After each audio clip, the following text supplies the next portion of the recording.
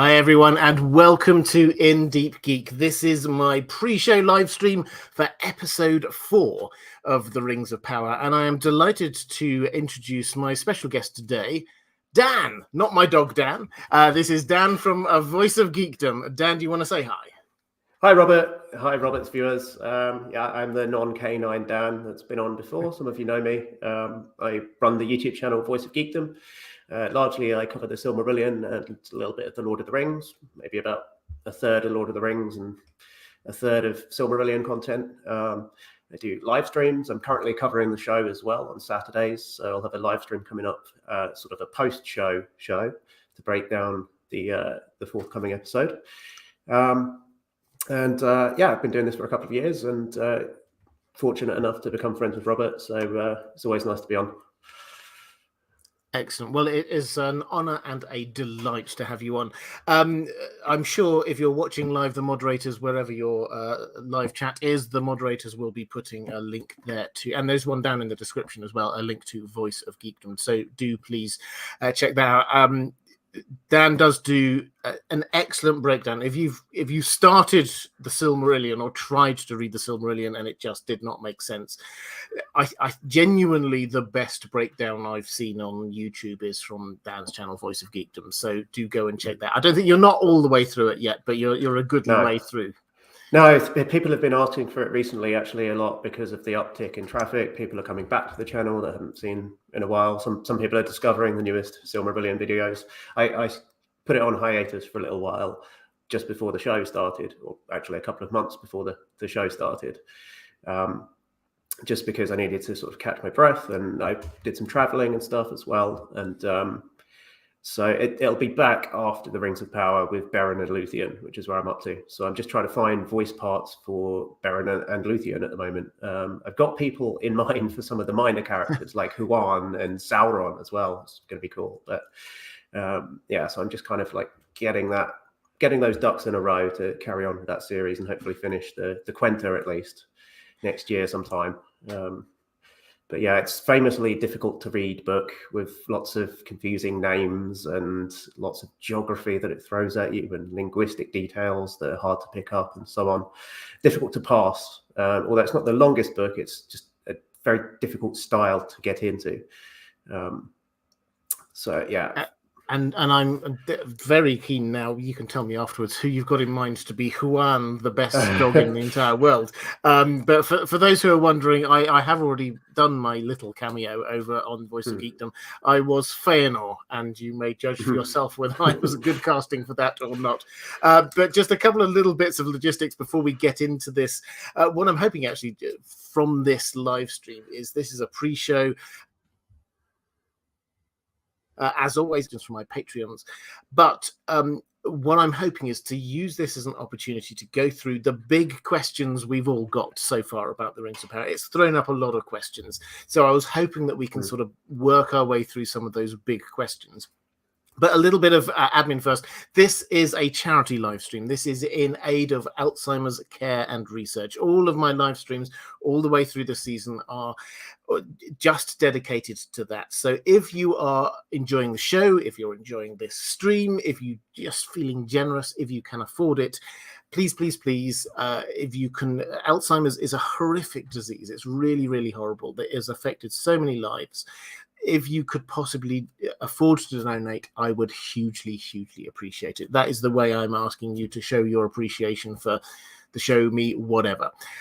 So that said, the second thing, which is a slightly annoying thing, is apparently the last 2 or 3 videos I've done, there has been somebody in the comments section afterwards who has been impersonating me and is a scam artist. So I just want to say up front, early on, if you are there in the comment section after this video and there is somebody who looks like me, my name now has a little check mark next to it. So you'll know that it's me, but I can say here and now, if I do not already know you personally, I will never, ever, ever invite you over to Telegram or Snapchat or anyone like that for special gifts or things like that. That is a scam. So sorry to interject with some boring things here, but if that stops one person from being caught up in a scam, then I am happy. But let's get back to what we really want to talk about, which is the Rings of Power. Dan, we're 3 episodes in. What's your sort of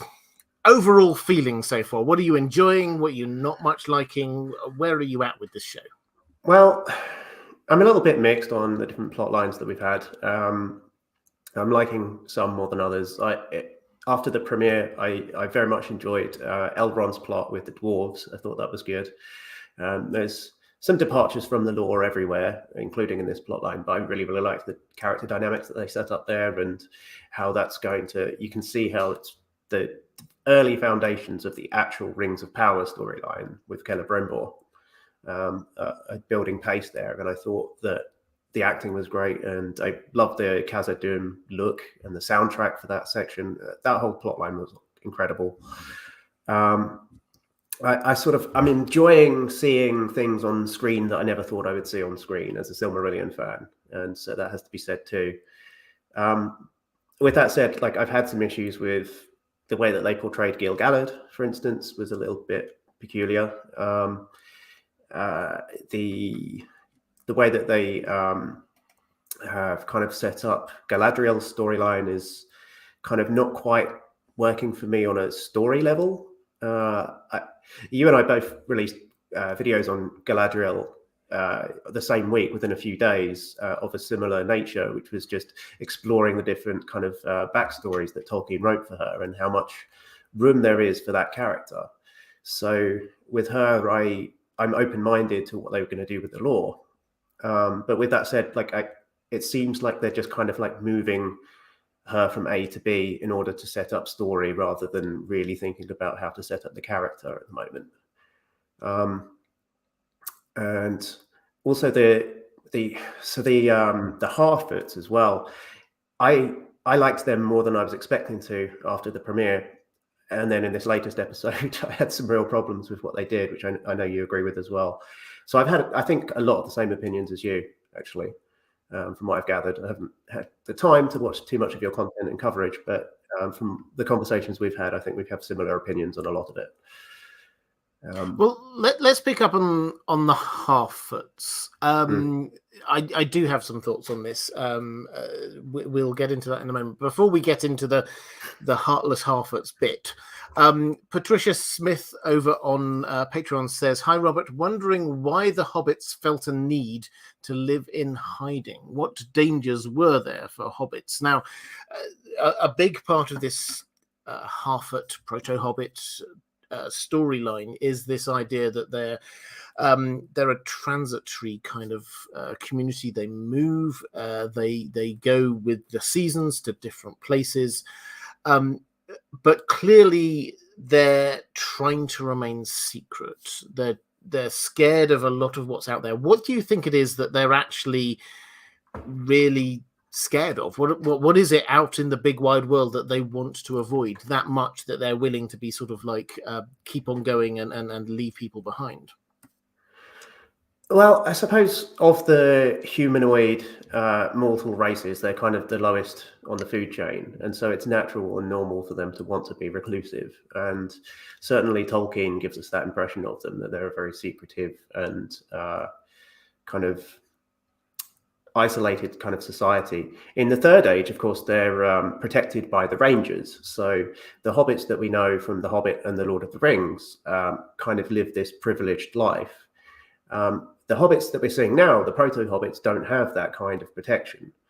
They haven't met Gandalf yet either. They haven't met they never meet the Rangers. They never even know that they have this protection. They're kind of in the dark about it, and in the dark about the wider world by that point. But I think it's natural and normal for them to want to be reclusive.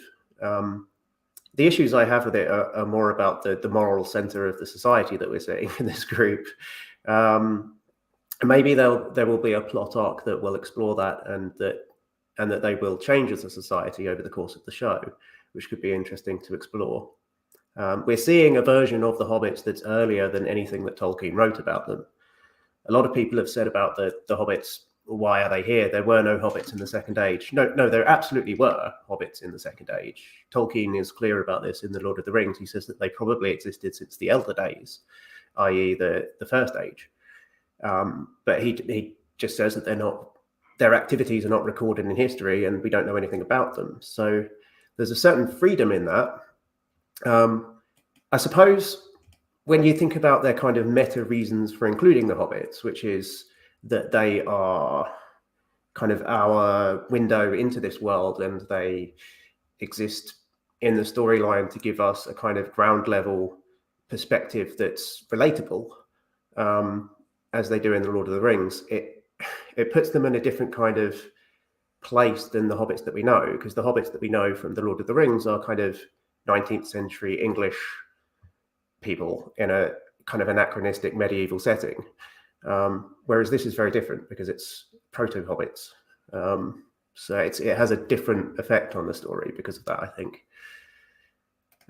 Yeah, I think I would agree. The role of the hobbits, the Harfoots, is intriguing. The showrunners, the very first article that they published was in Vanity Fair way back in something like April, and one of the showrunners said in that article, "We couldn't imagine Middle Earth without hobbits," which I immediately went, hang on a moment, that most of the history of Middle Earth was without hobbits. But I sort of understand the feel here, which is that the hobbits are they're the normal people. We look around, we get Galadriel, Gil-galad, Elrond, we get Durin, we get Pharazôn. All of this is the 1%. This is absolute top of society. What we're hopefully going to get from the Harfoots, or what I think they're trying to provide us with, is this kind of like real world. This is what's going on at a ground level. This is an in tune with nature kind of view of the world. So I think that seems to be why they're there. And as you say, I personally have absolutely no problem in terms of Legendarium that some sort of proto-hobbits existed around that time, that Tolkien didn't specifically write about them, but the idea that they're descended from humans seems to imply that there must have been some kind of a long genealogy that led to the hobbits that we know in the Third Age, so I'm okay with that. In terms of what they're hiding from, I think it's pretty much everything, as far as I can tell. There are wolves, there are humans, there's lots of bad things around there, and they just want to keep their society, such as it is, close and not taken over by outside influences. And I think the last thing I want to say before we get into sort of the moral heart of this one is, I would agree with you that I was not certain about the Harfoots beforehand. The first couple of episodes, I actually quite liked them. I thought, yeah, I get this. They felt reassuring, as a reassuring presence. There was a lot of Tolkien and Hobbity feel about them, and I liked that a lot. And I think for me, that is why it felt so jarring when we got to episode 3 and we got this, we'll just leave people alone and we'll leave them to die while we're on our migration. I've got a question from one of my patrons to lead into this, because I'd love your thoughts on this one, Dan. 444 says, what do you think about the Harfoots' dark secret? First, I thought they are just an idyllic group of proto-hobbits, but now my first association is some dark cult from a horror film. They look like a happy and decent people at first glance, but they will absolutely... or they are absolutely okay to abandon you if you're not following their rules or are injured. So what's your take here? This was something a lot of people thought this. You're right. I took a long time of processing this.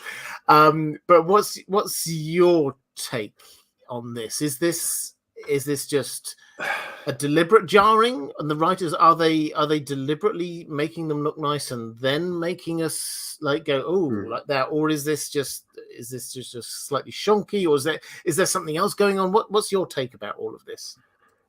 I don't think that they have a dark secret, but I can see how you could have that impression based on the way that they've been presented in the third episode. I found a lot of the kind of ritual corny as well. The Lenny Henry leading the conga line kind of thing was a bit odd, and maybe that did feel a bit kind of cultish. I would like to think that they have a plot arc for them in mind that will affect Hobbit society, and that we will see a change impacted by the impact of whoever Meteor Man is, which will evolve Hobbit society towards a kind and charitable type of society. But yeah, I do think episode 3 was a little bit of a misstep at the moment, or it feels like one in the short term. Yeah, I think, I mean, I don't know whether misstep. So I think there's a couple of options here, just analyzing it as a TV show. Option number one is that this is just supposed to be a complex society with many levels, and that each episode we're going to unravel another level.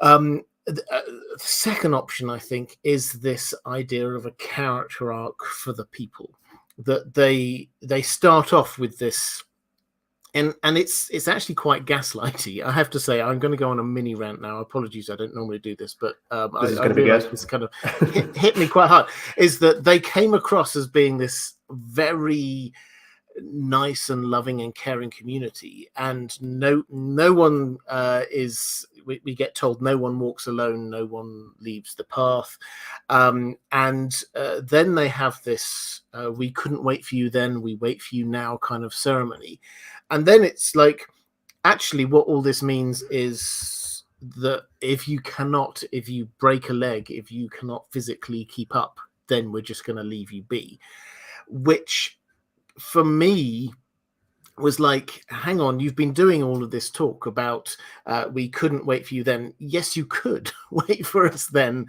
wait for them then. You just decided not to. And maybe there are reasons for that. We do not know. Maybe there are reasons for that, but they could have waited. They decided not to wait.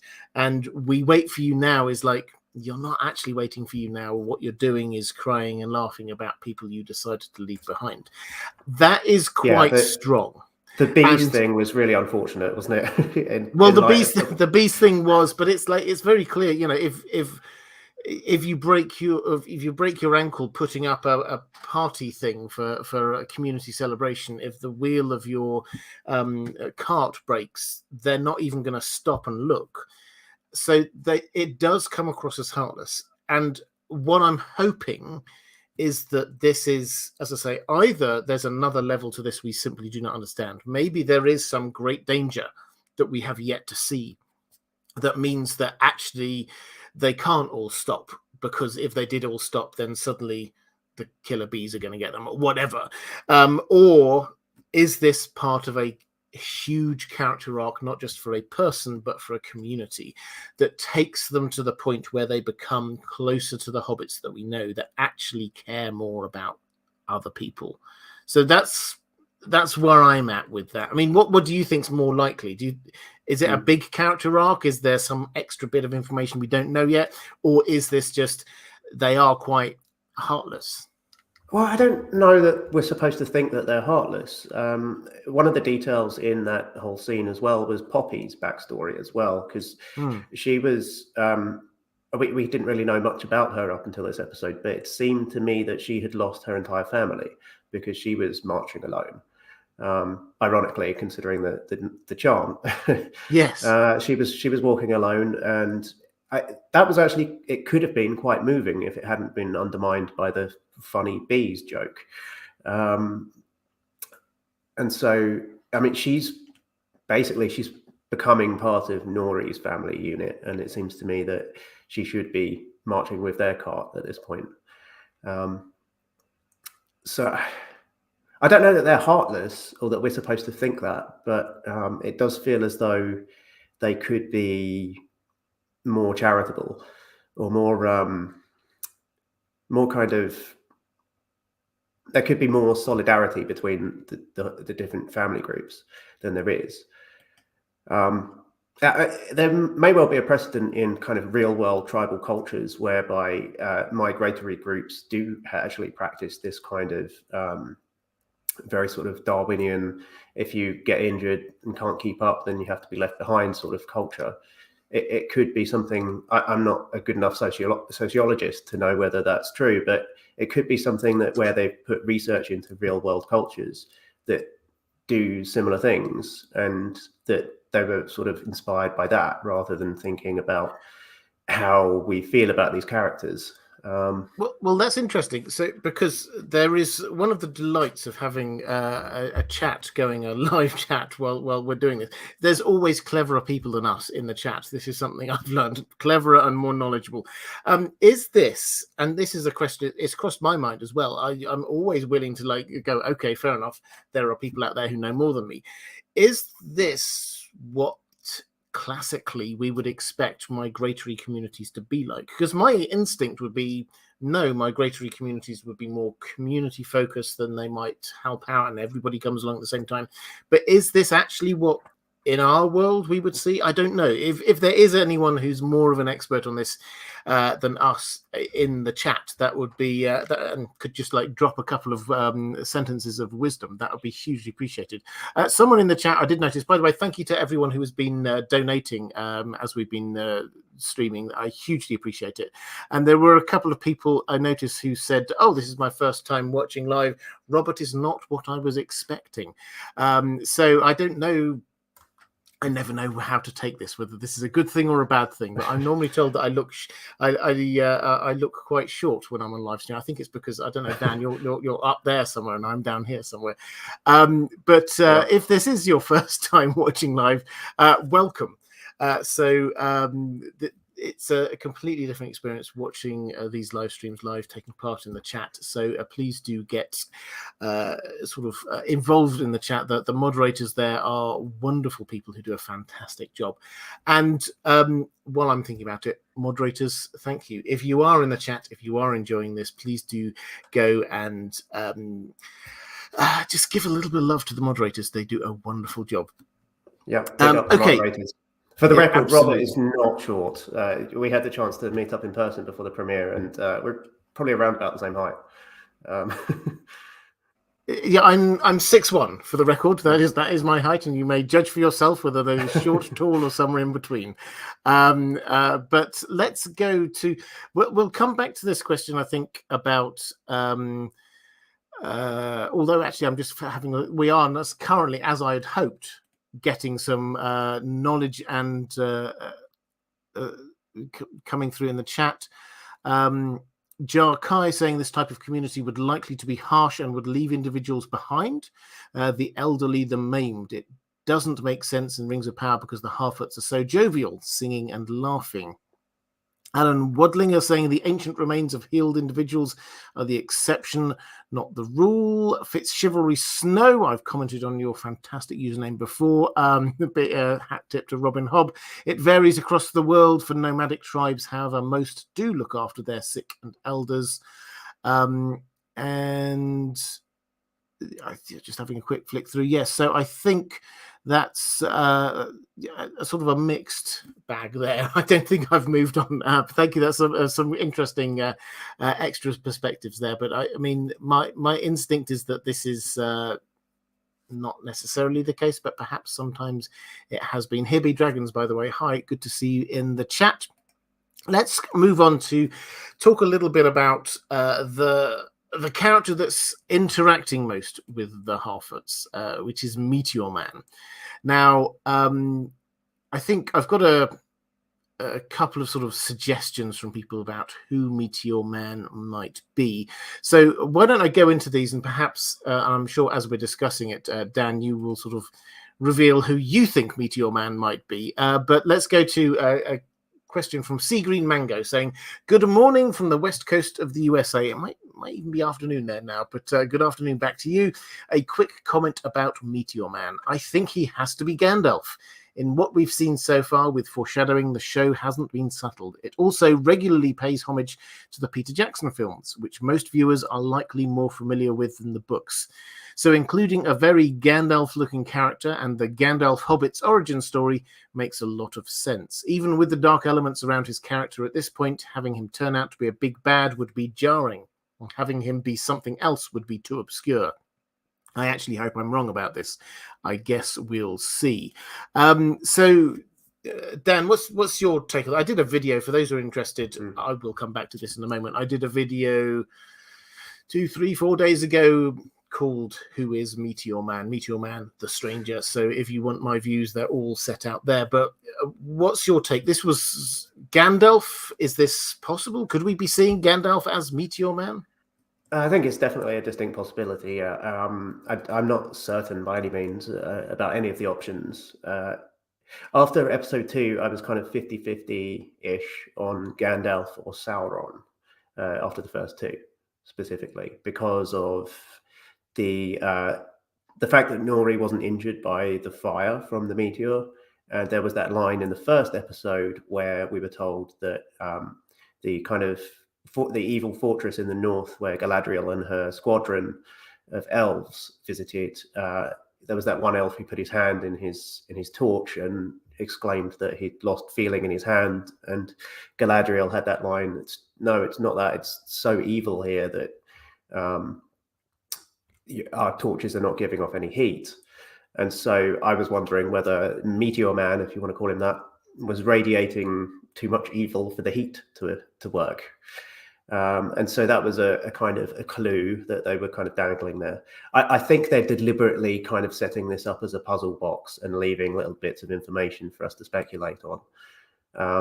After episode 3, I'm definitely leaning away from the Sauron theory, because it doesn't seem to be where they're going with the narrative. It would feel jarring at this point if it was an evil character, and it would require a lot of backwards exposition in order to actually explain how that is Sauron. There's another really distinct possibility, which is a bit niche and a little bit kind of a deep cut, but it could be one of the blue wizards. So we know that there were 5 wizards. We know quite a lot about 3 of them, but there were 2 blue wizards who Tolkien explored a few different storylines with them and never quite made up his mind or wrote any narrative about them. But there's a possibility that it could be them. In one of the versions of the Blue Wizard storyline, Tolkien did speculate that they were around in the Second Age and that they traveled into the East. And there actually is a clue that I caught in relation to Meteor Man that this could be one of those, which was the star constellation, which resembles the constellation Gemini. And so I wonder whether that is a clue to his origins, and whether he's seeking out that star constellation because he's seeking out his counterpart, basically. But it's really hard to say, because we haven't had too much concrete information to be able to really analyze. It's just kind of like little bits of half clues that may or may not be irrelevant at the moment. Lore-wise, it could be Gandalf. So Gandalf is well established to have arrived in the Third Age, but recently, in the book that came out last year, In the Nature of Middle-earth, there is a note in there about Tolkien speculated that Gandalf could well have been in Middle-earth before that, in another form, potentially. It doesn't say this, but that seems to be the implication. So it could be Gandalf, but I mean, whoever he is, it's not from the books. So it's a little bit difficult to appeal to the books on this one. No, so this is one of those things with Gandalf. It's like Tolkien doesn't say Gandalf comes in the Second Age. That's clear, but that means there's a gap. Could he have? And Tolkien didn't mention it. I suppose so. The book, The Nature of Middle-earth, a fascinating book for those who are interested in sort of the wider sort of world legendarium of Tolkien. It's one of the few things which has come out in the last few years which has genuinely got new nuggets of information in from Tolkien. So if you're interested, do go and check that out. A small plug as well, if I may. I actually interviewed the editor of that book as well last year, Carl Hostetter, who also, I think, did work on Rings of Power. I think. Don't quote me on that. But I read that somewhere. I haven't been able to confirm it. Well, I can't confirm or deny that. I have to admit, I don't know. But certainly, he's somebody who's in the trust of the Tolkien estate. So if they were to recommend somebody, he might be somebody that they would think of. But I don't know. Yeah. But what that said was that he was there, or Tolkien speculated. This is always like this kind of slightly meta narrative that Tolkien has, that he kind of injects himself into his world as this scholar who's investigating things, and so he speculates on whether something may or may not have happened in Middle Earth, rather than being the author and telling us whether something may or may not have happened in Middle Earth. So it's always a little bit of a slightly weird approach to our sort of 21st century ears anyway. But yeah, so he speculates the idea that there might be some. This was even before the first age of Middle Earth. That there were a few. Well, we know one, Melian the Maya, who was there. There were others apparently. So he may well have appeared there. So maybe he came back again in the Second Age. We don't know. I suppose one could construct an idea that he, the reason why in the Third Age he was reluctant to go to Middle Earth was because he was fearful of Sauron. Why would he be fearful of Sauron? Well, maybe he encountered him in the previous age. I don't know. That's a possible approach to take. Could Meteor Man be Gandalf? Well, I guess he could. My general take against this is that if there were one or two hints that this is an evil character, I would have said, okay, fair enough, maybe this could be Gandalf, because Gandalf's clearly a good character. But it's more than just one or two. We get the meteor going across the sky to start with. We get that leaf falling in Lindon that starts getting corrupted and dark. That's always a sign with Tolkien that evil corrupts nature, and so there was something about that meteor that was evil. The flame, you mentioned this a moment ago, it's not hot, says Nori. This is a clear callback to what happened in that first episode with Galadriel, talking about this place is so evil that the flame does not give off heat. Again, that seems evil. The fireflies all dying, that doesn't seem like Gandalf. Maybe he's not yet in control of his powers, but still, if he whispered to a moth, would you expect the moth to die immediately afterwards? No. There's him snapping his twig, and then at the same time Nori's dad's ankle snaps. Is it a coincidence? I don't know, but it certainly seems to be. If it's not a coincidence, that's a bad thing. He certainly seems very angry a lot of the time. So all of the hints to me are that this is an evil character. And to add to that, all of the hints are fire. That we get a fiery comet. He's in this pit of fire to start with. We get the fireflies. He says "Mana Ure." The only thing that he says that isn't just parroting back something that Nori says to him, "Mana Ure," and you can go down a huge rabbit hole about exactly what that means. But Ure indisputably means fire or heat or something along those lines.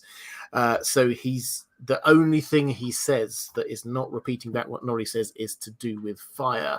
And then even when he gets that piece of paper, it sets on fire. Everything to do with him, the imagery is fire. So evil and fire, and in my mind a Maya, if we're going with what we've got here. He's not a human, he's not an elf, he's not a dwarf, he's not a Harfoot, he's not a troll, he's almost certainly not a Valar, because they don't have to travel by meteor. I think the likelihood is he's a Maya. I mean, I said this in my video, but I can't think of a better description of a Balrog than a fiery evil Maya.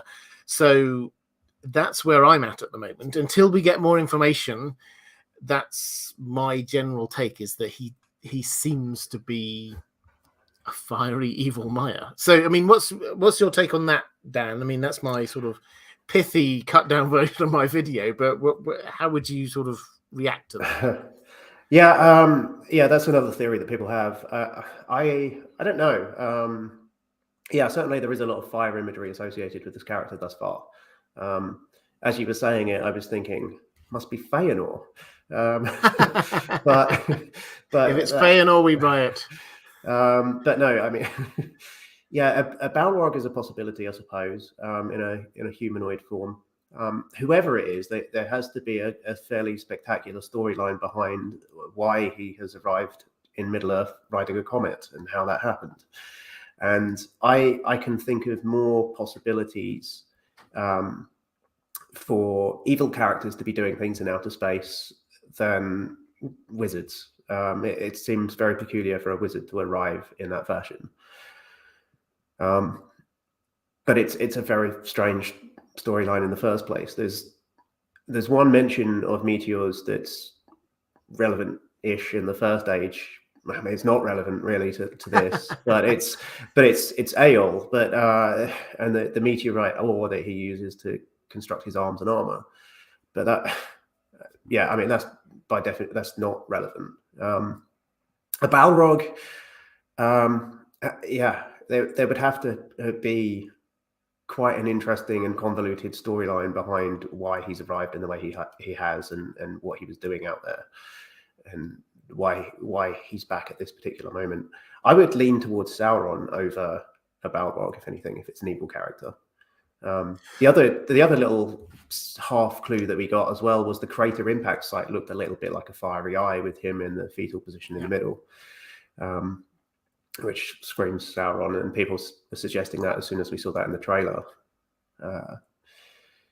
And I can think of reasons for Sauron to be out in outer space. I keep saying outer space. It sounds like I'm being kind of condescending, but I can think of reasons for Sauron to be out there. The thing about the mana ure, I was speculating that mana could be blessed, because there's kind of two possibilities for what that word could mean.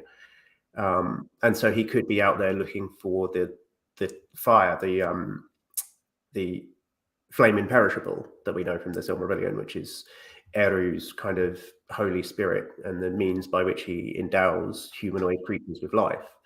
And that was Melkor's early temptation towards evil, was seeking out that for himself, because he was jealous of God's kind of ability to create. And so for Sauron to follow in his master's footsteps in that way, that could be something that he might have been doing in the early Second Age. He could also be out there trying to rescue his master from the Door of Night. So Melkor, at the end of the First Age, was banished into the void, and he was thrust through their Doors of Night, which is kind of like where the sun goes at night in the mythological world. And so my early theory, before we knew anything, before we saw the episodes, was that Sauron could have been out there trying to rescue Morgoth. So that's another possibility. But you kind of have to construct a narrative for what he was doing before he arrived in order to be able to guess this. And so it's just unguessable at the moment. Go on. My initial take before we had any extra information, before I'd seen any episodes or anything, was this looks like Sauron, because it's like he's as you say, he's arriving from the heavens somewhere. Fiery ball. This looks a bit like the Eye of Sauron. That was my first take. I have since refined that to the Balrog. In terms of why, I think you could in TV show world, I think you could construct quite easily and for any force of evil, a reason why they might be up there if they're sufficiently powerful. Because at the end of the First Age, forces of evil are vanquished, and all of the powerful ones have to escape somewhere. The dragons fly off miles and miles and miles and miles and miles away. Sauron just effectively disappears somewhere. We know he can shapeshift, so who knows where he went. Balrogs, could they possibly a Balrog? Could they have headed up to the sort of the out of the earth, so to speak, with their wings that they may or may not have, with their wings that they definitely do not have, then they, perhaps, and then returning when evil is rising. Because I mean, regardless of anything else, it's clear that this is the turning point of when evil is returning to Middle Earth in some significant way. So that seems to be the thing which has brought this down. I said we wouldn't do this, but let's do. This is a nerdy channel, so let's get into the Quenya. So we mana ure. This is the one thing, and I think perhaps the biggest clue we have, which is very annoying because it is quite open to interpretation. But mana ure is the thing that the stranger says, and he doesn't just say it. I should probably just clarify. If you watch it, it's almost a demand. He's almost shouting it at Nori. This isn't just like a mana ure. This is mana ure. This is like a proper shout. So the subtitles are where the issue comes, because there are two words: mana, M-A-N-A, and ure, U-R-E. The ure has got the accents on. Tolkien's languages have a lot of accents, so that has accents on, and that indisputably, with those accents on, means fire or heat, or possibly, in given context, a thing which gives off fire. But this is fire, basically. Mana does not have any accents on, so if you just read what it says there, and mana, M-A-N-A, is sort of like a question: what is?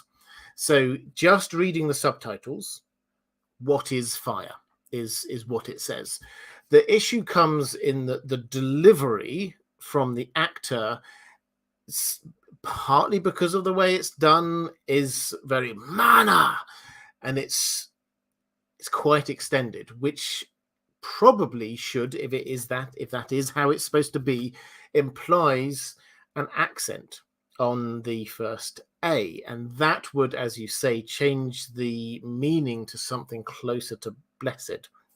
And blessed fire would be very different to what is fire. My take is that A, as I said, whatever the interpretation of the first word, this is about fire, so the fire imagery is still there. And B, if they've put the accents on the second word, I think they would have put the accents on the first word as well, if there were any. So I think that that's not just a, oops, we forgot to put the accents on the first word. This is just a, that is what the first word is. So that's my take of mana ure. Is that regardless of all the interpretations, this is about fire in some way. Let's actually, we've been. I want to quickly get into chat, see whether or not we've got any sort of questions about this. Brothers Crin, hi there, just having to dash off. Cloaked One saying, petitioning for Robert to get into some professional voice acting. If you want my not professional voice acting, then you can feel free to go and subscribe to my second channel, The Well Told Tale. I'm sure there's a link somewhere, maybe even in the description. Kugelblitz saying the showrunners kind of confirmed it wasn't Gandalf, Saruman, or Sauron, and implied it was another Maya. I missed that if they did that, but that would definitely be interesting. The Connor saying, I'm wondering if Meteor Man is a good character and the evil omens are just a misdirect.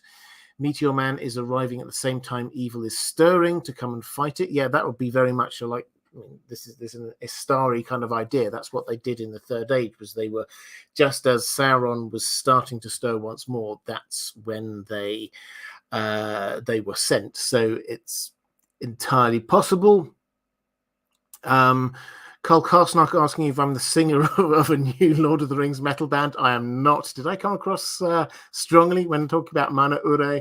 Phantom Media, hi there, Carl. Phantom Media's there in the chat. Great to see you, Kyle. For those who do not know, Phantom Media is an excellent channel with an excellent human being, covering House of the Dragon at the moment, also The Witcher, and plenty of other things. Please do go and check out Phantom Media. I'm sure one of the moderators will put a link in the chat. I think they already have. It's good to see Carl back doing a Song of Ice and Fire content again. Absolutely. So Carl has been away for a little bit, but he is now back and doing all of the good things. Here be Dragon saying Radagast confirmed. If it's Radagast, we riot. So Phantom Media asking about the Blue Wizards. Now you picked up on this before we move on from this. The Mara Lee saying, "I'm still curious who the stranger or Meteor Man is. Who do you think he is? Don't think he's Sauron, perhaps a fiery herald. But what about this idea of the blue wizards? Now, the blue wizards come up because Tolkien did say that they were there in the Second Age. Now, off the top of my head, I can't remember exactly whether when he said this, I think it wasn't in the things that the showrunners had the rights to, but they are allowed, and this is one of those things in terms of the rights which often gets slightly misunderstood, I think, although I've given up ever knowing exactly what rights are where. We'll never know. In terms of developing this show, they had the rights for The Hobbit, The Lord of the Rings, and the appendices to The Lord of the Rings, and also they had ongoing conversations with the Tolkien estate. So if there were specific things that they wanted to include, then they could have specific agreements about specific things. So it's not an argument or a valid argument, generally speaking, to say this is not in the appendices, therefore it will not appear on the show. It might appear on the show. So the blue wizards, Tolkien did tell us, did appear in the Second Age.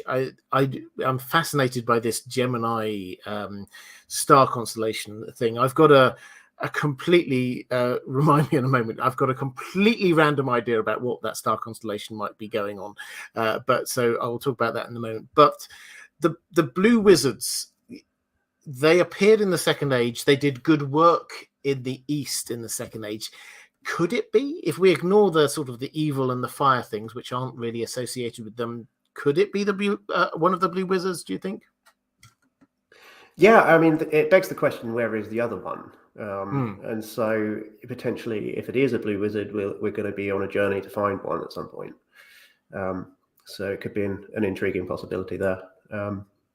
He does feel more sinister than your average wizard, but the blue wizards in one of the storylines do actually turn to evil. Tolkien tells us that they developed cults, like magical cults in the East, and kind of went bad. There's obviously precedent for wizards going bad. We know about Saruman. So it could be a direction that they could go in with the blue wizards. I'm team blue wizards because I think it would be a missed opportunity. If it was Gandalf, I think it would be a missed opportunity to explore new characters that we don't know too much about, and I would like to see a blue wizard storyline developed. If it's not an evil character, I'm definitely team blue wizard. But yeah, I mean, they may well be free to just make up what they want to do with the blue wizards, because there's not really a hard and fast kind of lore answer to who they were and what they were doing. Yeah, the Slickness DM just said they could have just combined the two into one, which I suppose is true. I'd not really thought about that. My general I want the blue wizards to be there. So my general take is that I hope we will see the blue wizards, because they were there in the Second Age. Similarly, Glorfindel fans unite. He has been wronged in the Peter Jackson films. I want him to. He was there in the Second Age. I want him to appear in the Second Age. But the blue wizards, I hope, will be there. I just personally don't think this is one of the blue wizards. I said I wanted to talk about the star sign, because I'm not a star signs expert by any stretch of the imagination. So I'm happy to bow to other people's superior knowledge. Well, Gemini is associated with Greek mythology and with the twins Castor and Pollux in Greek mythology, which I'm not a Greek mythology buff particularly. I'm more into sort of Norse and Germanic mythology myself. But from my understanding, that constellation is associated with them in Greek mythology. And one thing we do know about Tolkien is that he was very much inspired by real world mythology and wanted to give his own takes on various different myths. Numenor being a classic example of being a take on the Atlantis myth, for instance. So if these writers wanted to take inspiration from Greek mythology and from Gemini, and if this constellation is Gemini, it could be a clue. It could. So I'm not discounting that. As I say, that's not my area of expertise. 444, going with my suggestion, saying what would a Balrog want from the Harfoots, which is quite interesting, because where we're left here is that the stranger basically decides to come along with Nori and with the Harfoots. Now, it will be interesting to see if they keep their internal logic going, whether the rest of the Harfoots will allow the stranger to keep up with them, because one would have thought not. One would have thought this is another violation of their core rules, but I guess we'll have to wait and see what's going on there. But why would he want to? I mean, the simple answer, which is often the right answer, is that he simply, as he said, friend. He recognized that Nori was helping him and wanted help back, and was going along with them, which is fine. But there is another possibility, which is that he picked up that star map, whatever it was, which was this is the thing that he's been trying to explain, and Nori saying, I think this is where he wants to go. He picked it up, he looked at it, then it burned, but maybe he'd read it, maybe he'd understood it beforehand, and maybe they are going the way he wants to go. Maybe this is, and someone in the chat was talking about that looks to me a bit like the map of Mordor that Sauron's left lying around everywhere. Maybe that's where it is. Maybe he's going with them because they're going in the direction that he wants to go in. I also had this completely random. I'm 95% certain this is incorrect, but I went with my Balrog idea and thought, well, how could this person, if they are a Balrog, end up anywhere near the Misty Mountains? And I thought, well, hang on, we have got the Mirrormere, which is this lake just outside the Misty Mountains that we know that Durin was there, and he looked and he saw the stars reflected in it like a crown. That is the kind of deep Tolkien imagery that could certainly work here. Maybe this is not just a star sign. Maybe it's where you can see this star sign reflected somewhere. That could take him up to the Misty Mountains. As I say, I'm 95% certain that's not right. I think it's most likely that he knows where he needs to go, and he's tagging along with them because he knows that Nori considers him a friend. Yeah, I think that theory is you flexing your creative writing muscles more than anything based in evidence. I think you're right. It's 5% chance of being right is my general take on that one. I will say with the Harfoots, Tolkien tells us that they were closer than the other two tribal groups of hobbits to the Dwarven people, and that they were more friendly on average with the dwarves. So I would quite like to see the Harfoots encounter the dwarves at some point. That'd be interesting to explore. Yes, and I'd also, I guess we may well find out in literally just a few hours' time, but exactly where they were going. We saw a little shot of them heading down, and I think it looked as if the sun was to their left, and if they were heading off in the morning, which seems to imply it, then I don't know, does that mean they're heading south? I guess, does that mean they're heading towards Mordor? I don't know. So if somebody has studied that, I would find that really fascinating, because you could see some mountains in the distance, but I'm assuming they're heading towards Mordor, to this place called the Grove. Let's not get into it too deeply now, because we've got a few other things I want to cover, but there is a possibility. We've seen Ents. The Entwives are still around. It's possible that this is where they're going. They're going to where the Entwives are, which could well be, Tolkien speculated that that's where they were, just outside Mordor. But as I say, we won't get into that. I think that's a clear possibility. But let's move on, because we've got lots to talk about. Let's talk about Halbrand. Halbrand, one of the other hugely enigmatic characters we've got going on here. George R.R. Tolkien saying, "Salutations, Robert. Salutations to you too. Last week's episode had me wondering about Halbrand, you and me both. There was one scene in episode 3 where he literally looks at the blacksmith's forge and makes it his main goal to get the badge to be able to forge. Is this Sauron foreshadowing, or just a bit of misdirection?" So let's use this as the intro and to who is Halbrand. Clearly, there's something going on here. He's not just like a rando character. He is going to be important to the plot in some way. Dan, this is your moment, your big chance to shine. Tell us, impress us all with who is Halbrand. Well, the forge thing was suspicious in a way, just because we know that Sauron is going to be forging things, and that he's kind of known for his. Well, he was one of the kind of the people of Aule, who was the smith of the Valar, and so that naturally led him into being kind of like a craftsperson and an inventor of evil under Morgoth, and then led to him forging the Rings of Power. I don't think Halbrand is Sauron, though. If he is Sauron, he's a very incompetent Sauron, because what was he doing out there in the ocean on a random raft with a bunch of other random people that we just died instantly? What was he doing out there? If this is part of his plan, I'm not sure that this is a very credible Sauron. This is a character who definitely has a dark past, which is confirmed. They've set up a backstory for him that includes a kind of a dark past that he's trying to escape. And clearly he's a little unscrupulous and morally grey at times.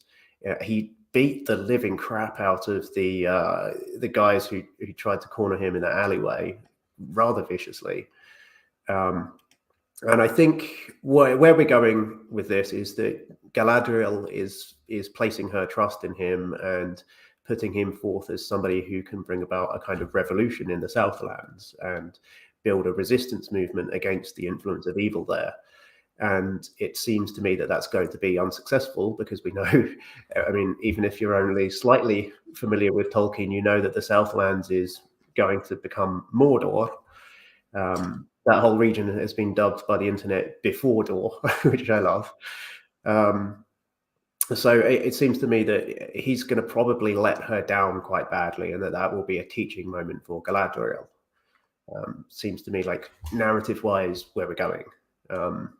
But yeah, I don't think he's Sauron. I think he is going to be tempted by Sauron. I see him more as potential Nazgul, or some people have interestingly speculated the king of the Oathbreakers, which is very little evidence for that so far, but that could be a storyline, a prequel moment that they might like to explore. So it's a possibility, but I see him as future Nazgul, maybe even the Witch King.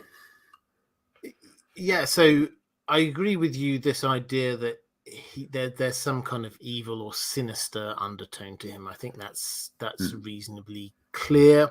I do love this idea of the king of the Oathbreakers. So this is like the dead men of Dun Harrow. For those, if you think back to the Lord of the Rings films, when you get Aragorn going through the paths of the dead, all of that lot there, they came from. I mean, obviously, this is Second Nature's being time constricted quite a lot, but they will probably in about season 5 of this, if everything's kind of sticks to where we think it's going, they will appear. That king will appear and break his oath. So it's possible. I'm slightly holding judgment on Halbrand for one more episode, just to see whether we get any more clues. But at the moment, I am erring towards the idea that this is Sauron. Now, there's a few things here. I don't think it's as clear cut in my mind yet as Meteor Man. But first of all, he is, as I say, he's sinister at the very least. I think he's not going to be a good character. He cut off, he abandoned the other people on the raft. He let them die, and okay, he says this is survival, but there was literally no remorse there. There wasn't even a moment of him like caring about them. That's pretty bad to start with, and then we get all of these other hints there. The looking at a smith, blacksmiths, is almost too strong a hint to make you go, well, really, this is a red herring. But then you add in, he clearly is of of fair hue, as Tolkien would say. This is, if we had to sort of say what would a sexy Sauron look like, then yeah, fair enough. This is a good looking guy. Then also he's clearly got some kind of gift of the gab. He can turn the charm on. This isn't his natural state. He seems to be quite dur as his natural state, quite evasive, but then suddenly he, like a couple of times there, once when he was talking to Miriel and Farazon, once when he was in that bar, he's just like has this moment, he goes, okay, now I need to be charming, and he sort of turns on the charm, and everybody it seems quite supernatural the way that he manages to turn situations around. Then you get the imagery of him being in that prison in Numenor. Again, that's for those who know their Second Age history. This feels quite foreshadowy that he might appear again later. So all of those things are hinting at it. But my general sort of meta-narrative take is that Galadriel, or what they appear to be doing with Galadriel, is this idea that she's hunting for Sauron. This is a change to we'll talk about Galadriel in a moment, but this is a change to her prime driver at this point in time from where Tolkien broadly had her, which was that this was her wanting to rule lands in Middle-earth. Here, her main driver appears to be getting revenge on Sauron, or capturing him or killing him or something. That seems to be her main driver. So that they've changed that, and that's her main point. And Gil-galad pulls her off from this mission, apparently on this idea that he's had this prophecy or foresight that her going off trying to stop Sauron is actually going to fan the flames of Sauron in some way. Now, I think if we're looking at this from a writing perspective, the kind of irony we have, prophetic irony, is that the moment that you try and steer somebody away from where their prophetic fate is, then you're actually just pushing them towards it. He sends her out to the seas, and actually that's pushing her right into Sauron's path. So the last 2 points I would say is check out his control over weather. Is that when she says, take me to the Southlands, and he says, no, I've got other plans, suddenly it goes from blue skies to a storm. That seems almost too much like a power. And then what was my final point going to be? You talked about Mordor before Door, as I think it was Hen from Fellowship of Fans, so hat tip there, which is a great name.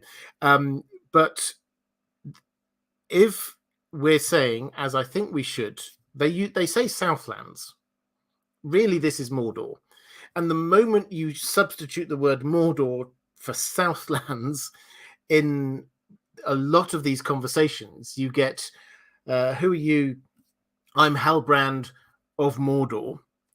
And then Galadriel says, you are the king of Mordor. And it's like, okay, so what's the plan here? You're trying to make this person the king of Mordor. What do we know happens in the Second Age? Sauron becomes the king of Mordor. It's a deliberate shift from calling it Mordor to the Southlands, so we do not think of this as Mordor. Is that so that we don't think of the king of the Southlands as being the king of Mordor? Perhaps. That's my video on this in literally about 2 or 3 days' time. I always spoil my videos, so count that as a spoiler for what about 90% of it. What I'm doing is waiting to see what happens in this next episode. I've not seen this next episode. I don't have advanced copies of these at all, so I do not know. But that's where I'm currently feeling the story is going. Maybe it'll change in an episode. So if I don't do a video called "Who is Halbrand," you'll know it's because I've changed my mind and I'm still trying to figure it out. Yeah, I totally hear you on the kind of prophetic irony angle of the kind of the way that the writing is going.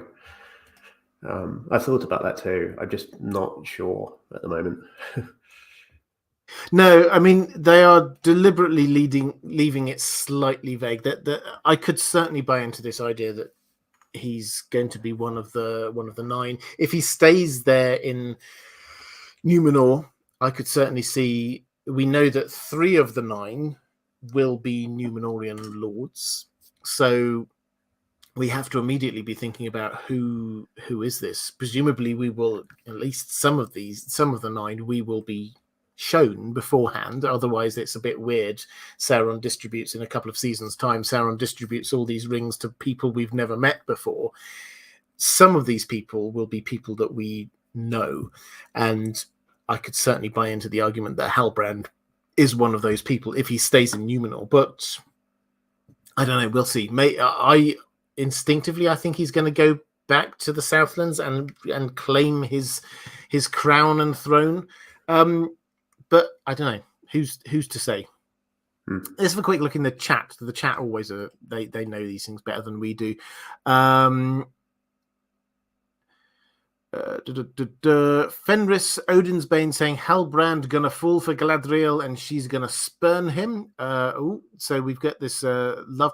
So my instinct is there was a teaser trailer that is sort of strongly hinted at a love thing going on between Galadriel and Halbrand.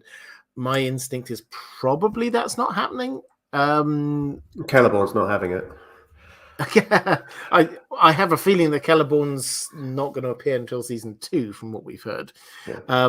But yeah, we'll have to see. Q Venom saying Galadriel is Gollum. I think that's just one bit of tinfoil too far for me.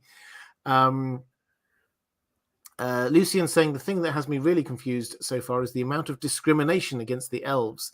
As far as I'm aware, animosity towards the elves only came after Sauron corrupts Ar-Pharazôn. No, it did happen beforehand, and this is where, and perhaps Dan, I'll throw to you in a moment with all of your Silmarillion knowledge. But the timeline contraction, very, very, very broadly. There are lots of ifs and buts to this, but very broadly, the first 1,000 years of the Second Age is sort of the same, and then the rest has been squashed down into whatever the life of this show is, a few years.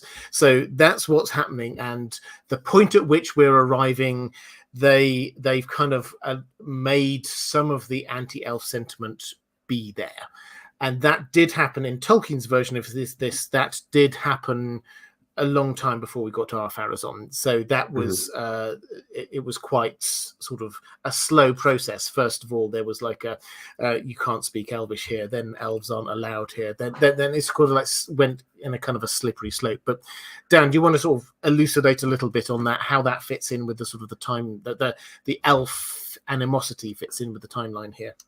Yeah, I think on a macro level, they actually probably haven't changed the Numenorian timeline of the Second Age very much. Miriel has a line where she talks about her grandfather or great-grandfather, who I believe was a reference to Ar-Gimilcor or something like that. I don't remember the name off the top of my head, but he was the first king to use the Adunaic language in Numenor for his title. And so that was kind of one of many turning points in Numenorian history where they gradually moved away from the elves. So I think they're very actually much following the books here and the lore and the established lore in Unfinished Tales, though they don't have the rights to it, and so they can't probably portray those stories or even use the names, even potentially. Who knows? Maybe they can, but it seems to me that the Numenorian stuff hasn't changed an awful lot, and so they're quite on point on that. The main thing that's changed timeline-wise is the Rings of Power. The forging of the Rings of Power is happening much, much later than it should. And I think what they're going to do is they're going to have Numenor go and save defeat the invasion of Eriador that happens in the War of Elves and Sauron much earlier in the books, and have that be the point at which Sauron is captured and taken back to Numenor. They're going to merge those two events. It seems to be that that's how they're going to make their timeline compression work. And then, of course, they'll compress the amount of time that Sauron spends in Numenor as well, because in the books he spends about 50 years in Numenor, and he's a prisoner at first, and he very gradually becomes more and more of an advisor and less of a prisoner. As he gets Ar-Pharazôn's ear and kind of corrupts him gradually over several decades. But I don't think they're going to do that much of a time jump. in this show. So that's my kind of broad understanding of how the timeline works in the show. Yeah, I think we have to wait and see what they do in later seasons to truly understand this. At the moment, we're just trying to figure out where are we at in the timeline, because some things they brought forward and some things they sort of skipped completely. I do wonder whether things like there were two big wars effectively in the Second Age. Sauron sort of invaded all the way when he took the rings and invaded Eridor. He went and pushed all the way through up to Lindon and then got pushed all the way back again.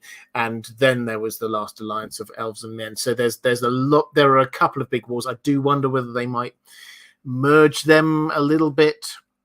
I think we have to wait and see. But we've had a fantastic comment in the chat. Reflective Ramblings picking this up for Kugelblitz. Thank you very much. Saying a little bit of linguistic analysis going on here. Hal equals healthy or whole, and brand equals sword. So Halbrand equals whole sword. Whole sword contrasts with the broken sword, so he's going to be associated with Narsil for sure. That's a fantastic little bit of analysis there. So Narsil, for those who are unaware, this is the sword that was broken. This was the sword that Elendil had and got broken when fighting Sauron, and then Isildur picked it up, the broken sword, and he cut the ring from Sauron's hand, and then it was carried around as the broken sword all that time until Aragorn's time. But this was a storied sword. This was a sword which had been forged way back, probably in the First Age, and passed down the line of kings through to Elendil's line, because there was a little bit of sort of inheritance shifting, and his line did not become kings, but they kept some of the signs and symbols of kingship, and so they had Narsil. But he is given a sword here in episode 3. We saw him given a sword, which clearly doesn't seem to be Narsil. So I do wonder whether they're going to forget that old history of Narsil, and we're going to see a forging. It maybe Halbrand will be able to forge this sword. That would be kind of a twist if he forged the sword that eventually ends up cutting the ring from his finger. That would be quite something. I don't know. But the Halbrand, the whole sword thing is really interesting. Thank you very much, Kugelblitz, for picking up on that. Just quickly flick through, see if I can see anything. Oh, so that was Kulnitsky and Mark of the Dragon saying, I hope Halbrand is not Sauron. Philly Pick saying, what is the broken evil sword in the Southlands? We'll definitely come to that one in a moment. I think that's going to be a major plot point of the upcoming episode, is that broken sword. Oh, I certainly hope so. Let's move on. We'll come on to that in a moment, but as we're in this kind of Numenor world, let's talk a little bit about Galadriel, because we've touched on Galadriel. Alejandro Martinez saying, hello, Robert. I might regret saying this, but I've tried to read Tolkien, but only ever been able to finish and enjoy The Hobbit, in part thanks to Rankin Bass. I really like the Peter Jackson Lord of the Rings movies and didn't hate the Hobbit movies. Maybe that makes me the right audience for the Rings of Power. I'm actually really enjoying the show and don't have many qualms about it. Good. If you're enjoying it, I'm very, very happy about that. But I don't feel too invested in Galadriel's character, especially after episode 3. In previous videos and live streams, you've mentioned that Tolkien may have left a lot of room for her character to be interpreted differently, but Lord of the Rings Galadriel and Rings of Power Galadriel seem strikingly dissimilar thus far. How do we go from one to the other? I do think Morpeth Clark is an excellent actor, and it's a hard task for anyone to precede Cate Blanchett. But let's talk a little bit about the character of Galadriel. I'll sort of introduce this, and then Dan, I'd be very interested in your thoughts as well. So the character of Galadriel that we know is the character at the end of a very long character development arc that Tolkien did. I don't think he called it that. That's sort of more modern way of looking at these kind of things. But the very kind of serene, ethereal Galadriel that we have at the end of the Third Age of Middle-earth is different to the way that he describes her in her earlier years. In her earlier years, the word he uses more than anything else is pride. But there's also athletic, ambitious. She's of Amazon disposition. She's clearly a very strong-willed character. That's where we're at early on. And then in the middle bit, and I've quoted this several times and I always forget the exact quote, but Christopher Tolkien wrote a chapter in the book of Unfinished Tales where he starts, this was a chapter about Galadriel and Celeborn, and he basically says, there is no other point in the history of Middle-earth which is more confusing and convoluted with different versions than that of Galadriel and Celeborn in the Second and Third Ages. Tolkien changed his mind a lot on that character through that period. So what we've got is a relatively clear idea of where she started, a relatively clear idea of where she ended, and you can see how that magnificent point at the end when she's there, she's offered the ring, and it's like, I could take this ring and I could have all of this power, but she resists. That is the end point of her arc, because she started off with huge amounts of pride. She started off wanting to rule lands on her own, and she ends up being able to resist the call of power. Where we are is partway on this arc, in that we're now in the Second Age. They've kind of time constricted the First Age, they're time constricting the Second Age, so it's a little bit complicated. Tolkien was a little bit blurry about what happened there. So broadly speaking, I'm happy about this as an interpretation of Galadriel. She's not the same Galadriel we're going to have later. The big shift is, for me, between her being somebody who is intent on ruling lands of her own. That seems to have been her biggest driver at this point in time, as far as I can see from Tolkien's writings, and that has been shifted to, I have to go and hunt down Sauron because he killed my brother, and my brother was hunting down Sauron, and now it's my turn to hunt down Sauron. That is now her big motivation. So that's the big shift as far as I'm concerned in terms of the show for Galadriel. I'm still happy that, broadly speaking, although I think probably she should have more diplomatic skills, probably speaking, the pride and the athleticism, that all works for me. That seems about right. But what's your take here? Are you bought into this version of Galadriel or not? Not totally sold yet. I think I pretty much agree with what you're saying there. The athleticism, the pride, I'm getting that from this character. And as you say, they've kind of taken the Finrod story and used that as a motivating factor for her kind of vengeful mission that she's on.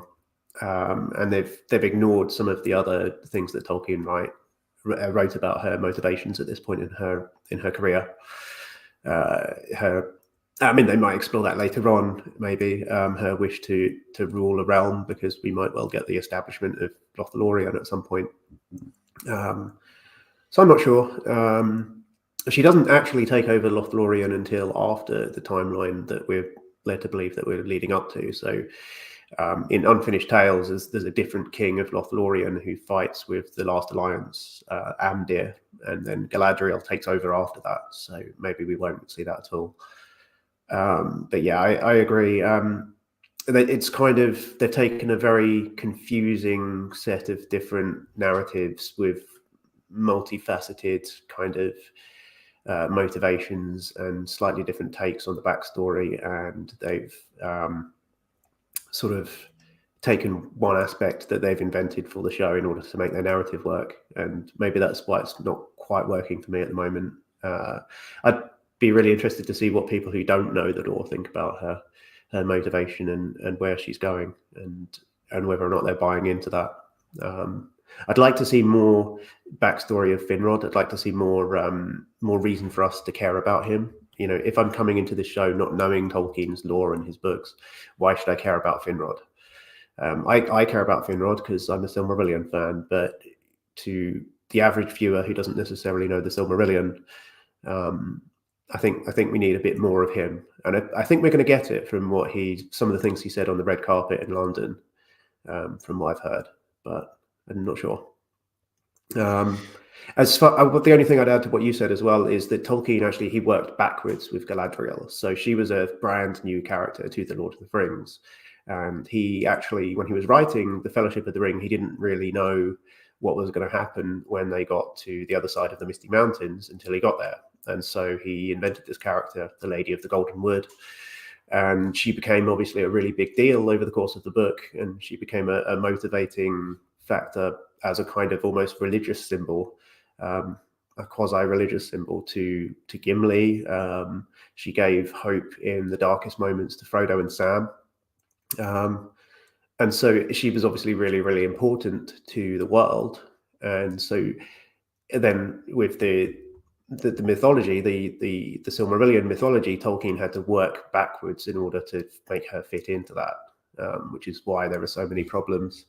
So yeah, you're right to call out to that Christopher Tolkien quote, which I've just brought up here. He says, "There is no part of the history of Middle-earth more full of problems than the story of Galadriel and Celeborn. And it must be admitted that there are severe inconsistencies embedded in the traditions. Or, to look at the matter from another point of view, that the role and importance of Galadriel only emerged slowly, and that her story underwent continual refashionings." And that actually continued up until Tolkien was on his deathbed, near enough. So, yeah, I'm not totally bought into what the writers are doing in the show yet, but I am enjoying the performances. And I think episode 3 was a little bit stronger for the Galadriel storyline, because I really quite disliked the stranded at sea storyline. And so I think it's improving. Yeah, I also didn't like the stranded at sea storyline. I know a lot of people were like, well, what's the plan? Yeah, I was kind of mixed on Galadriel in episode 3. I thought she probably should, even at that stage of her development, have a bit more of a firstly a grasp of history, saying you only have this land because of us is like, yeah, I mean, I'm always in favor of showing the elf superiority complex for what it is, but I'm sure she understands that wasn't exactly what happened and why Numenor existed. Well, what they said was both wrong. They were both wrong about the history of that, because Miriel responds by saying, nobody gave us this. And actually, no, the Valar did give you that island, literally. Well, exactly, yes. But it's so this is a gift. The island is a gift from the Valar to a certain set of humans who fought on the right side and valiantly against Morgoth. So that is the history. And as you say, Galadriel was incorrect to say you've only got this because of us, and they were incorrect to say no, nobody gave this to us. This is all us. So in a way, I go, okay, I'm okay with that writing, because Galadriel is supposed to come across as proud, and the Numenorians at this point are starting to turn away from the Valar. So maybe that's in keeping with what's going on there. But we've got Jack Lucas in the chat saying, why did Sauron leave instructions on how to get to Mordor on Finrod's corpse? I think that's an excellent question. If anyone in the chat knows the answer to that, I'd be very happy to hear it. A lot of people in talking about Galadriel, David Peloquin saying, I'm a bit disappointed in Galadriel, but mostly because she's being portrayed in a characterish light. She's outright boorish in this series thus far. Can't the writers manage a bit of nuance? Marjo32 saying, I think the first season makes her realize she needs her own place from seeing how others rule. I mean, I think this is one of the things that I would definitely say is that they are definitely setting up, I think, a character development arc for Galadriel here, that she will start off as this very kind of standoffish, proud person. who just demands things from people, because that's basically all she is doing at the moment. It's like, take me to the Southlands, get me a boat, show me this. It's like, it's very much, she's just commanding people. She will learn from this, and this is another part of the meta narrative that I'm starting to build up in my head, which is that Galadriel will be, through this story, she will lead to the rise of Sauron, which will give her this degree of humility to go along with this. Which actually, incidentally, this is a complete aside, but sort of going back a bit to Halbrand as well. I don't know whether you picked up on this. I'm sure, Dan, you did, but I don't know how many other people in the chat did. The tides of fate are flowing is something that Halbrand says. I think it's almost the first thing he says to Galadriel, deciding whether to let her onto that raft or not. And that is, I think his very first line was "appearances can be deceiving," but that was his second, and they were both really interesting lines. Appearances can be deceiving. I agree. Very suspicious as a first line. The tides of fate are flowing. Galadriel says that again.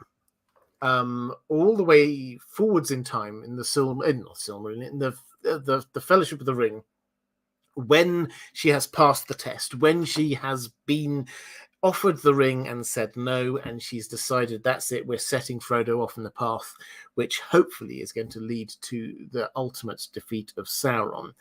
Now, if this is a deliberate call forward or call back, depending on which way you view it, then that if Halbrand is Sauron, then this, I think, is really fantastic writing, because what is going on here is they're adding an extra layer to what Galadriel said to Frodo, because that's her remembering back to when she first met Sauron and inadvertently caused his rise.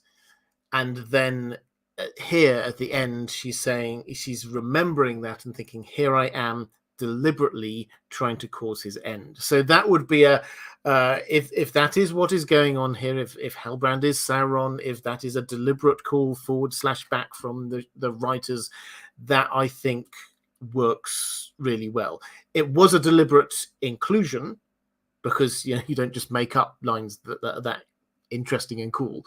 That was a deliberate inclusion for something that Galadriel said much later. The question is why they did it. Did they do it for that reason, or was it just because they thought, hey, that's a cool line? Let's go to, I'm interested by these questions or comments about Galadriel. Urios Tosh saying Galadriel in Rings of Power is based in ballsy. This is totally against the boring Tolkien stuffed shirt version of demure godly elf who doesn't fart. If anything, the Tolkien verse needs some distorting. So this is a different version, very clearly a different version. And one thing I have to say that I do quite like is certainly in the Peter Jackson movies, the elves are almost universally portrayed as this ethereally wonderful and good people. The First Age elves are not. They're all over the place. And we're starting to see in the Second Age, the elves are not all perfect and good and great. And I think that's a good thing. That's a sort of a useful corrective on who the elves actually are. Dave Cat saying in the books, Galadriel does not permit humans to enter Lothlorien. I assume that elves stay away from humans not because they are racist or haughty, but because watching mortals die breaks their hearts. It was more Celeborn, actually, who was the person who was sort of preventing people from coming into Lothlorien, and that was more of an anti-dwarf thing. Celeborn never liked dwarves, and as much as we're desperate to see him in the Rings of Power, I'm intrigued to see whether they will include that part of him, which definitely was there in the Second Age. Before we move on from Galadriel, is there anything else you want to... I wanted to also talk about Adar in just one moment, but is there anything else you wanted to add on sort of the Galadriel or the Numenor storylines? Actually, I just wanted to take a quick break, if I may. Yeah, of course. I'll be back in just a couple of minutes. If that's all right. Not a problem at all. You shoot off, and I will talk for a while. What I think, to summarize where I think we are at in terms of the Galadriel storyline, is that she is being portrayed deliberately, in my view, as being this very proud character, this character who has a lot to learn. The Morfydd Clark has basically said as much, that she is going to go on a character journey. And so that means that the events, the things that she will go through, will form that. She will be forged by fire in some way. So with that, I think I'm going to move on to Adar in just a moment. Two things very quickly. Well, Dan is not here. I did this a couple of days ago when my previous guest had to nip away. While he's not here, do take the opportunity to go to Voice of Geekdom. As I said, I genuinely meant it. He's got an excellent series of breakdowns of the Silmarillion. If you could just go over there, subscribe, that would be absolutely fantastic. It's not just a favor for a friend. I genuinely think you will enjoy that. He's got a fantastic little channel, so please do go and do that. The second thing I just wanted to say is partway through the live stream, thank you for all those who have been donating for Alzheimer's care and research. This is a really important charity. There's a lot of amazing work which is going on there. Alzheimer's is an horrific disease. So if you can possibly spare the money, then that would be absolutely wonderful. We've been doing this all the way through the season, and what I'm keen to do is to get, if we can get 5,000 during the season, that would be absolutely amazing. So thank you so much for that. Oh, and patrons, I always say this, patrons, thank you very much. The reason why I frame these live streams around the questions I get from my patrons is just as a thank you. That I cannot do what I do without the support from my patrons, so thank you very much. But let's go on to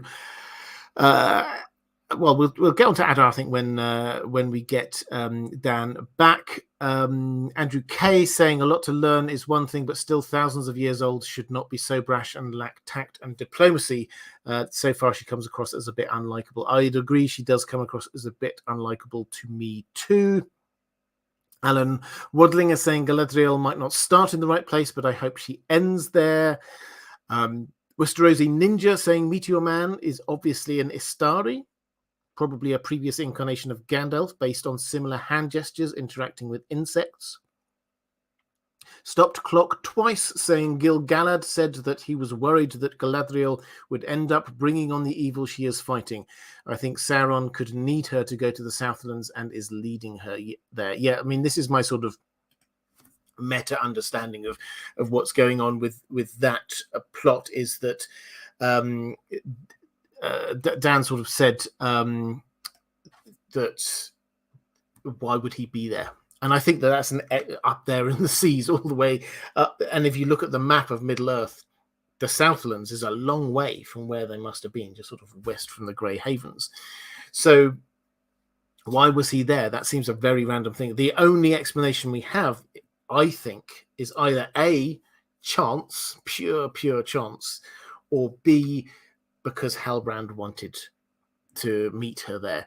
And when you think about it, there's a lot of coincidences. He happens to be there where she's swimming back towards Middle-earth, and then the storm appears as just straight away when he says, I have other plans, and then a storm appears, and that blows them direct over to where they get picked up by Elendil. So that is for me, almost too coincidental. I think that this is something he is manipulating. He is wanting to pick up Galadriel and then get the both of them over to Numenor. And I think that is Halbrand influencing events. And I think that this is, at a meta level, this is Galadriel who's going to be falling into this. And she thinks that she's going off to save the world against Sauron and the orcs. And actually, what she's doing is she is putting him in place as the king of Mordor. But we have Dan back. Welcome back. Let's talk about Adar. We've just been I've been going through the chat a little bit, but this was the title of the last week's episode, actually, although we didn't see him until the last few seconds, sort of striding slightly out of focus towards us. So he's clearly important. I've got a question from Mara Lee just to lead us into this, saying, who do you think Adar is? Is it Sauron in one of his disguises? Someone who Sauron has put in charge of a group of orcs to perform a certain duty? We did not get to see his face fully before the last scene faded to black. Personally, I'm hoping that the showrunners continue to keep us guessing and that we do not catch a glimpse of the real Sauron until the end of the first season. So let's just go straight into it. Adar, they're chanting Adar, Adar, all the orcs. Who is Adar in your mind? Well, the word Adar means father, or more accurately, it's more of a colloquial version of the word father, so it's more like dad, if anything.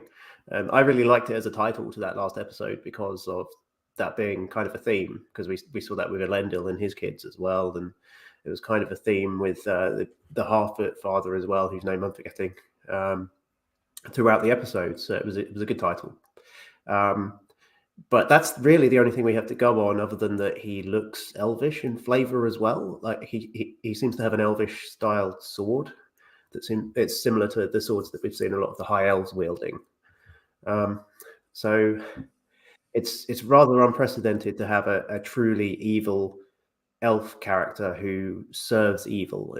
I mean, there are elf characters who are definitely do evil deeds, and as you noted earlier, the Silmarillion is actually full of like dysfunctional elves. But this is a new character that they've invented, is my feeling about it. I don't think he's Sauron. He might be the only character that I'm certain isn't Sauron, actually, because Sauron could be anybody in disguise, but I don't think he's going to, pretend to be one of his own henchmen.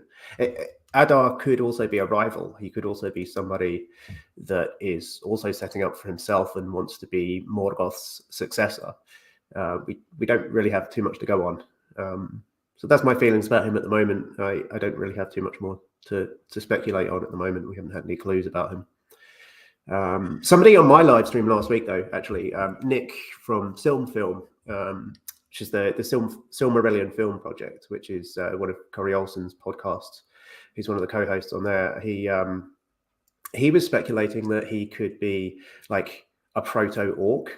So one of the backstories that Tolkien suggested for the orcs, which we got a line in the Peter Jackson movies in The Two Towers from Saruman about, was that the orcs were originally elves and that they were corrupted, sort of tortured and ruined and turned into orcs over time. And so possibly this could be a father figure to the orcs in a kind of genealogical sense, where he is kind of like a proto-orc almost. So that's my only theory, really, about him. Well, I like that theory, I have to say. Dave Cat saying the guy playing Adar is the same guy who played Benjen in Game of Thrones. Yes, that's absolutely right, just in terms of the actor. The Spiel Kalb von Sparta, great name, saying, and this is sort of links in with what you were talking about a moment ago, Dan, saying, how about Adar being a corrupted elf by Morgoth in the First Age, set up by Sauron to build up Mordor and commanding the orcs? They know him as an ancient being and idolize and pray to him. So, yeah, I mean, I think this is closest to my best guess at the moment. So, Adar is not just the word for a father. This is the word in I think Quenya, certainly one of the elf languages, for father. So this is an odd thing for the orcs to have as a name, unless this is somebody who used to be an elf in some way. So as you were saying, one of Tolkien changed his mind a bit on the exact origins of the orcs, but there's definitely something there to do with the orcs were created as a mockery of elves to start with, definitely, but also there is one of the routes he went down, which was it's in the Silmarillion, is that there were corrupted elves. Morgoth captured some elves and corrupted them, and they became orcs. And then after that, the orcs sort of multiplied out. So it makes sense to me that there's like a original orcs as a sort of a brigade, because the elves, their souls probably, although they may well have been corrupted in some way, their souls will remain eternal, so they could well have carried on living for ever, thousands of years, all the way through from before the first age. So it makes sense that perhaps one of those original orcs that was once an elf is still there. Again, it's like, this is all kind of Tolkienish theory. We have to see what it looks like. The armor, when you see some of the some of the promo shots that we've had, the armor for this character does look very elvish, and his name is very elvish. And Joseph Maul, the actor, I hope he doesn't mind me saying it, but he's got quite an angular, pointy-eared face, which does look quite elvish. So all of the hints there do kind of add up to maybe they're going to go down this route of he was one of these original orcs who was an elf and then just got corrupted in some way. In that blurry shot of him, he looked like he had pointy ears to me as well. Yeah, so I think the hints are there. The question then is, what is his role? Now, if we were to buy into this, I'd love your take, Dan, but if we were to buy into this, that he is some kind of proto-orc, whatever, he's the head of the orcs in this region, and this region is the area that Sauron appears to have said, everyone gather there, we're going to make this our new headquarters. He's the head of the advance force in some way. Is he, do you think, is he a lieutenant to Sauron? Is he there because Sauron asked him to do that? He saw the signs and thought, I'm going to go off and do this. Or is he a rival to Sauron?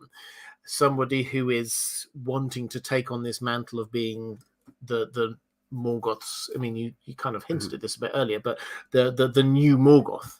What do you think is more likely? I mean, if I was writing this, I think that I would write him as kind of officially a lieutenant to Sauron, but he has aspirations of his own to supplant Sauron. Kind of the student wants to become the master. Kind of, like a Sith rule of two kind of plot line is what I would do with him if I was writing it. But that's just, my ideas about what might work dramatically rather than being based in any kind of lore or knowledge or kind of leaks or anything like that. You mentioned the name Adar as well. It is Quenya, it's Sindarin as well. It's the same word in both languages. Okay. And it kind of a fun little bit of trivia. One of the names that we were given for Tom Bombadil in The Fellowship of the Ring was Iarwain ben Adar, which is oldest and fatherless. So it's the same name is sort of present in Tom Bombadil's elvish name, which is kind of fun. I don't think he's Tom Bombadil. That's not what I'm saying. No. I don't think we're going to get Tom Bombadil until season 5 and my cameo, at least. No, right. Just what kind of like came to my mind when I saw the name the first time, which was way back when it was first kind of leaked, actually.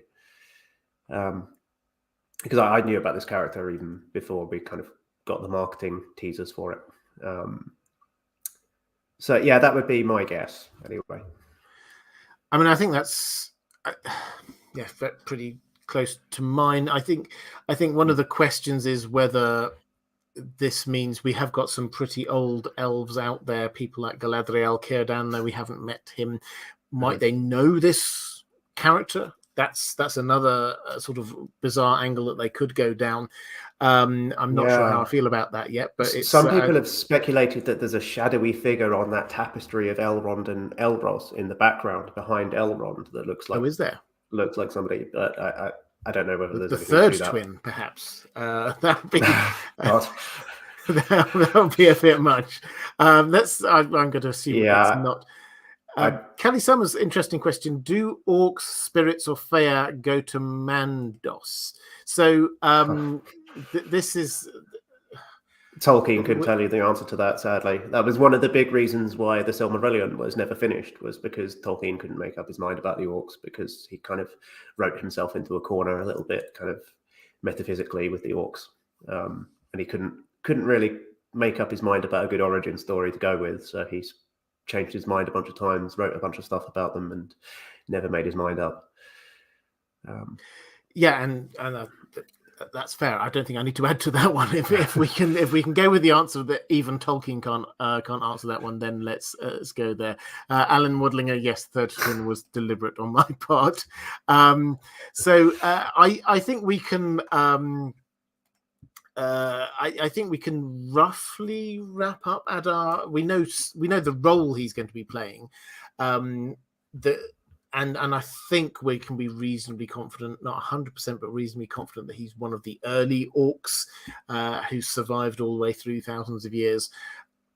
But where he sort of ends up after all of this, there was I was intrigued by the and I don't think we need to go down this very far, but I said about maybe some elves know who this person is. There was in the trailer for episode 4, Arondir says something like, "I know you," or something like that, and we don't know who he's talking to.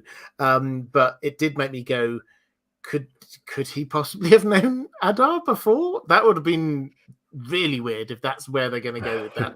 And so what, they're best buddies? Because at some point Arondir has to escape the orcs. Maybe he's released. I don't know. There's a lot of possibilities going down that route. But yeah, if this is an elf who has been corrupted into being one of the original orcs, then there's a chance that one of the elves that we know might have known him before all of that happened. But let's go. Let's move on. We've got a couple more things I want to talk about, because there's some issues. And Theo and that sword was something we touched on. I said we wanted to come back to. So for those who need a quick reminder, so Theo is Bronwyn's son. He's the guy who gets mad at the mice and attacks the floor, and he steals this. If you could make this sword any more evil, I do not know how. It's black, it's dark, it's twisted, it sucks up his blood. Dark smoke swirls around it. We hear black speech of Mordor in the background over the music as it's growing in his hands, reforming itself.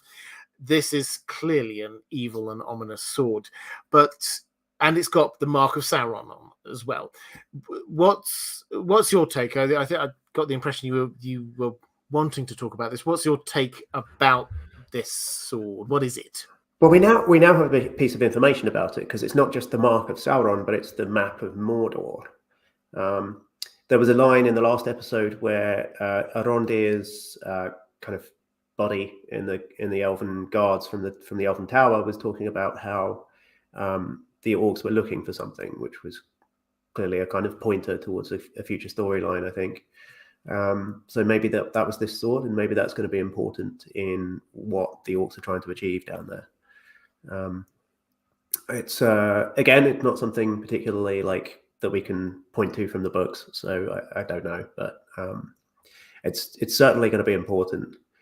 In the promo, I think Arondir has it in his hand, or at least in one of the promo still shots that I've seen, he has it in his hand. So he's going to discover it and realize that there's something bad going on with the sword. I think Theo is going to be grounded for the rest of his days. So yeah, I don't know, but it's clearly very bad news. And I think it's going to be important for what the orcs want to achieve there. Maybe it'll even be involved in Sauron's rise and the turning of Mordor into the black land that it becomes. Yeah, so it's clearly going to be important. Reflective Rambling saying Theo is Sauron or the Witch King, depending on if he was a foundling or adopted, as I'm not convinced he's Bronwyn's biological son, which is an interesting take. Who his father is certainly going to be something which comes back. I'm pretty sure. I think he might be Halbrand's son. Yes, or he might be the true Halbrand's son, and maybe this is tinfoil hat time here. But Halbrand says, "I took this from a dead man." His little pouch thing, which incidentally, everyone's talking about the sigil on the front of the pouch. I was like, I want to know what's in the pouch. This is just like it looks like a pouch to me, as if there's something inside there. I think there's money in there because he bought drinks for like 50 people at the bar, so it stands to reason that there would be gold in there, maybe.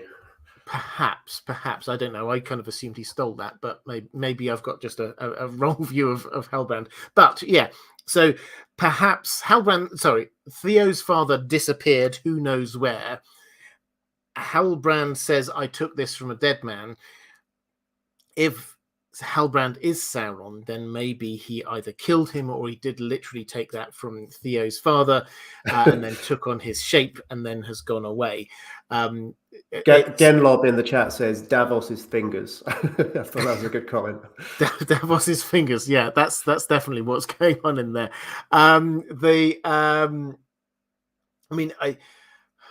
I don't know. This is where I bow to other people's superior information, but I looked at Bronwyn for all 3 episodes and thought she seems so much better dressed than everyone else around her, which did make me wonder whether or not she had been married to the heir to the throne. She seems set apart, or maybe she's just got a better dress sense. I don't know. Maybe some people who understand costumes better than me would be able to explain that. But yeah, this sword is definitely evil. I think you're right about this idea that maybe the orcs are hunting for it.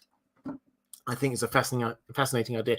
And I think that Theo, if I had to bet on anyone becoming a member of the Nazgul, I think that Theo will grow up. He's becoming corrupted by this sword. His blood has gone into it now. He's going to get bonded to it in some way. Yeah, I can't see a good way for this to go.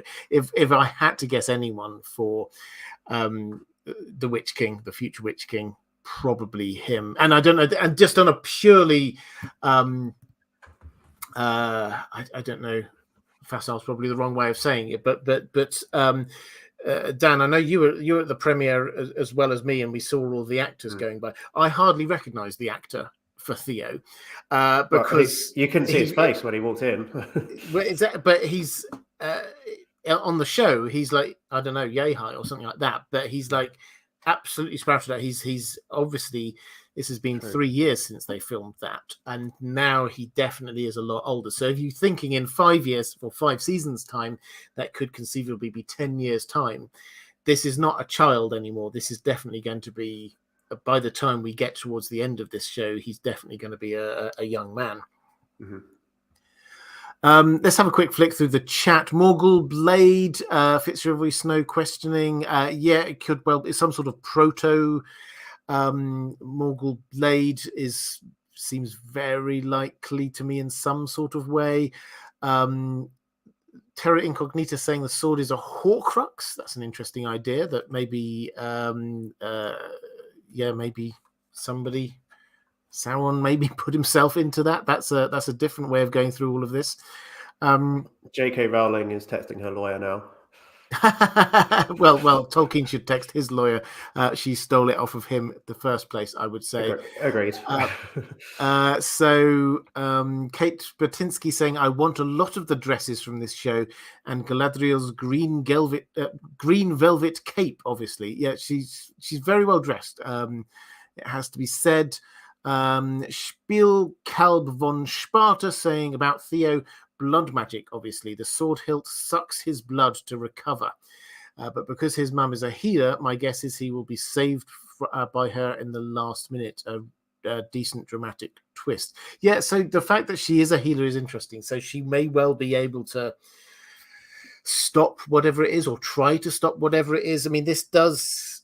I'm getting vibes. It won't be like this exactly, but I'm certainly getting vibes of when, say, Frodo got attacked by the Morgul blade and the bit snapped off and was going into him, and then it required herbalist skills to try and help him.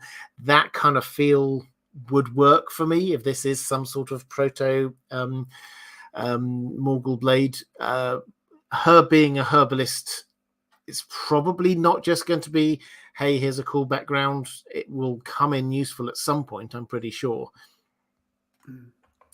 Let's go, unless you've got anything else to say on Theo, let's go. I've got two more things I think would be really interesting just to unpick.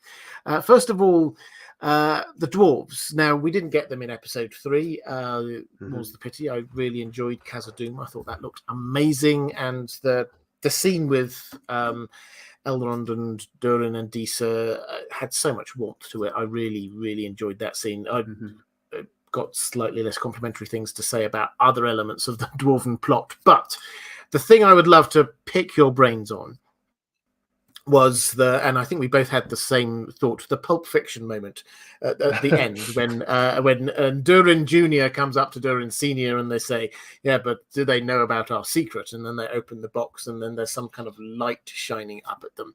Now, I think I'm probably with you in saying... It's Marcellus Wallace's soul in there. Exactly. So, yeah, I'm probably with you in saying that the obvious answer here is that this is just they have discovered Mithril.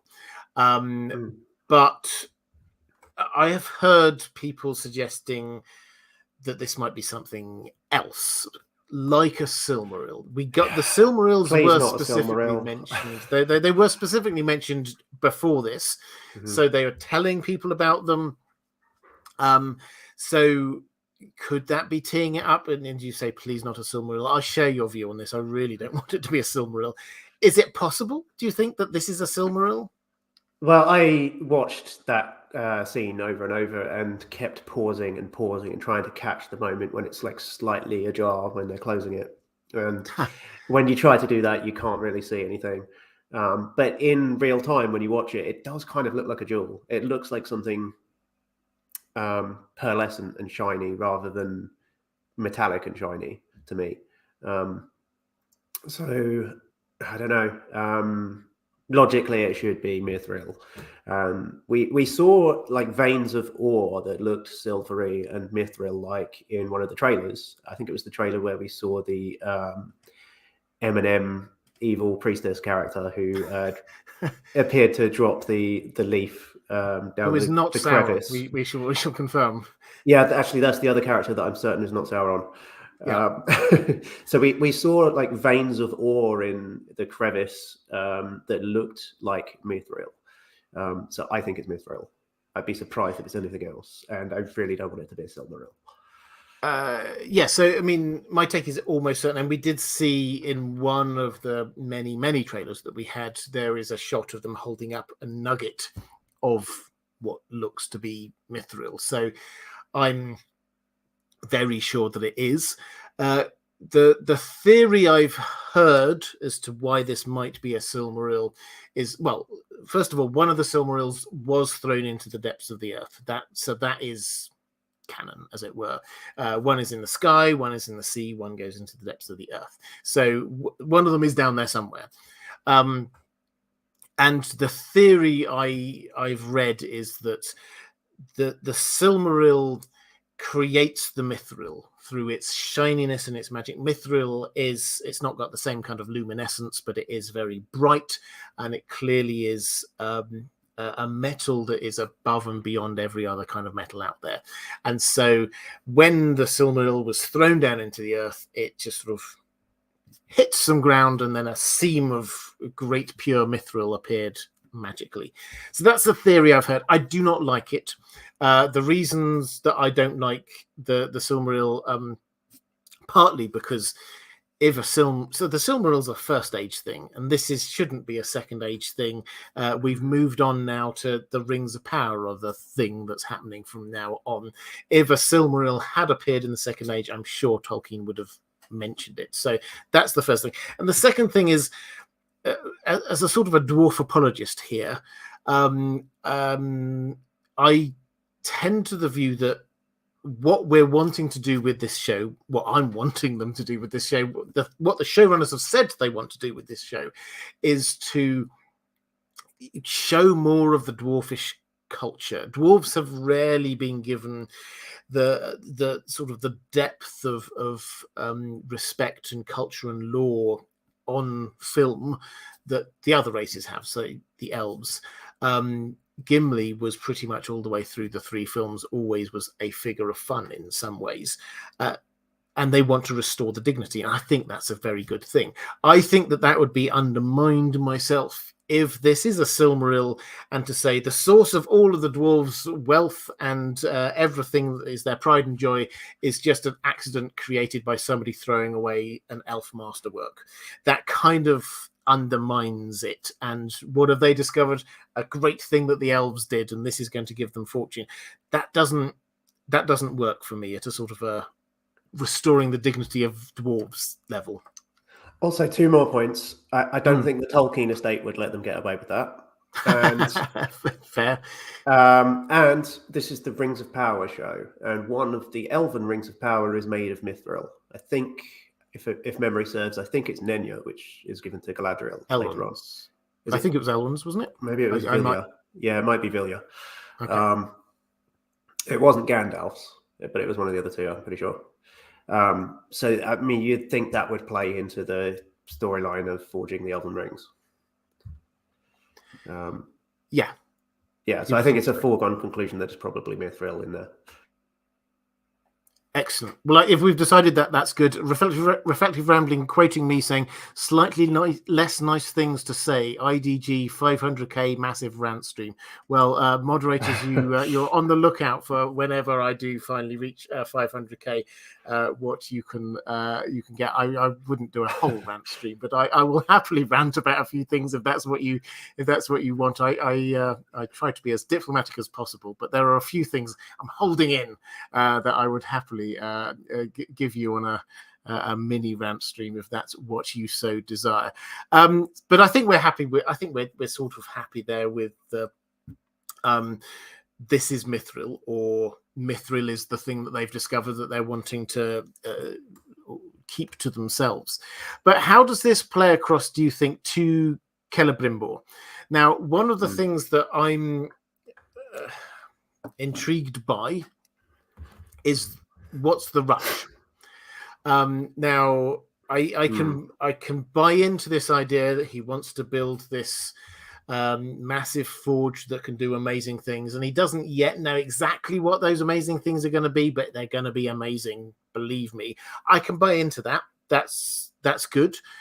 Yeah, that's who Celebrimbor was. It makes exactly sense. But the line saying I have to have this completed in 3 months is a curious one, because that seems to imply that there's a purpose you need to build this for, which he's kind of implied that there wasn't one.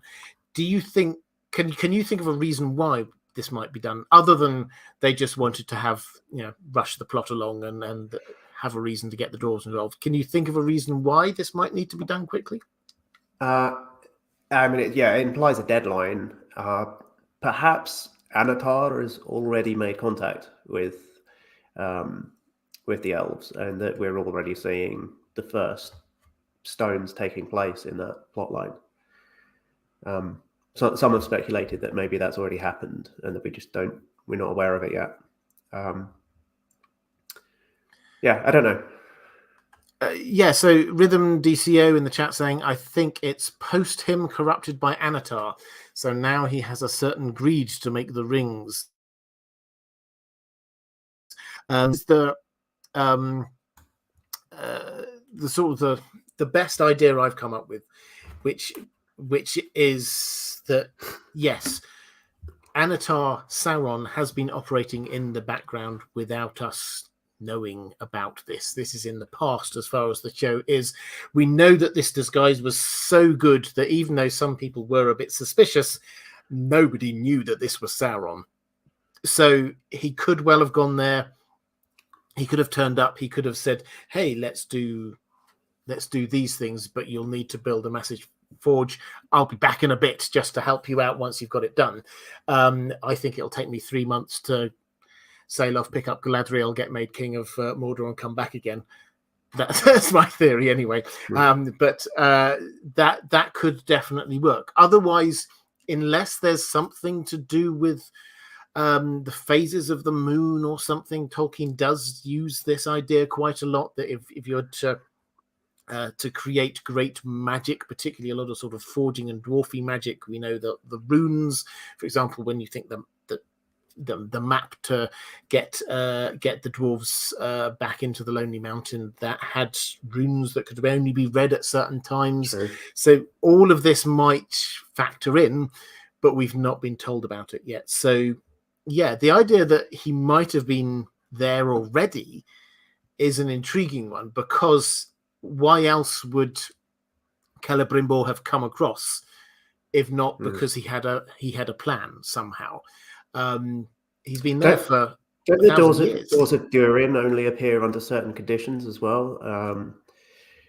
I think it's just like starlight, so it's not any particular like time of year, but maybe they're kind of playing with that kind of magic of things that can appear and disappear at will. It's kind of like parallel Sauron experimenting with the unseen realm, which we were told in the first episode when Galadriel and her soldiers were up there in the north, and they found a dead orc that was embedded in a piece of stone. And she says that they were experimenting with the unseen realm. Perhaps the elves are already doing something similar. Yeah, that's a really interesting callback, because that, I think we all picked up on the torches don't give off any heat, and we obviously picked up on here's this sign, but they were trying to do some kind of magic which clearly hadn't quite worked. That certainly seems to be setting something up. If this was Sauron, he is trying to perform some kind of magic. What is it to do with the unseen realm, as you say? I mean, if we think about the rings of power, what can the One Ring do? That is definitely to do with the unseen realm. So maybe this was where he was practicing things, first of all. It'd be interesting to see whether there was anything in there that looked, I didn't think about this at the time, but whether there was anything in there that looked like a forge. If so, that would be really quite a giveaway that perhaps Sauron was trying a few things. It would be a very Sauron thing to do. The kind of slab that the mark of Sauron, which we now know is a map of Mordor, that almost looked like an anvil to me a little, but just weathered by time. So I wondered whether we were seeing Sauron's earlier workshop. Yes, yeah. But something like that might be a plot line that they could explore at this stage, and it could explain why there's a deadline. And that would involve possibly Sauron already having placed the first seeds without having appeared in the diplomatic sense that we know he's going to as Anatar, or we assume he will at some stage. Yes. Let's get to a few comments in the chat. I think that's roughly all the main areas that I've got. One more question from patrons that I want to pick up on, but now is a good time to drop any sort of thoughts into the chat, and we'll try and pick up as many of them as we can. Reflective Rambling saying, I think it's not evil that makes fire not hot, but just that it's magic or not natural. I think the other, the sort of the it's not hot, does kind of hark forward a long way to the One Ring. And if you can imagine, just you can almost picture Gandalf there. They threw the ring into the fire and he gets it out, and it's quite cool. And it's like yeah, it's not, there's something about it that is, it should be hot, but it's not hot. I think that's where they got this idea from. It's not a Tolkien universal law that if something is very evil, then it doesn't give off actual heat.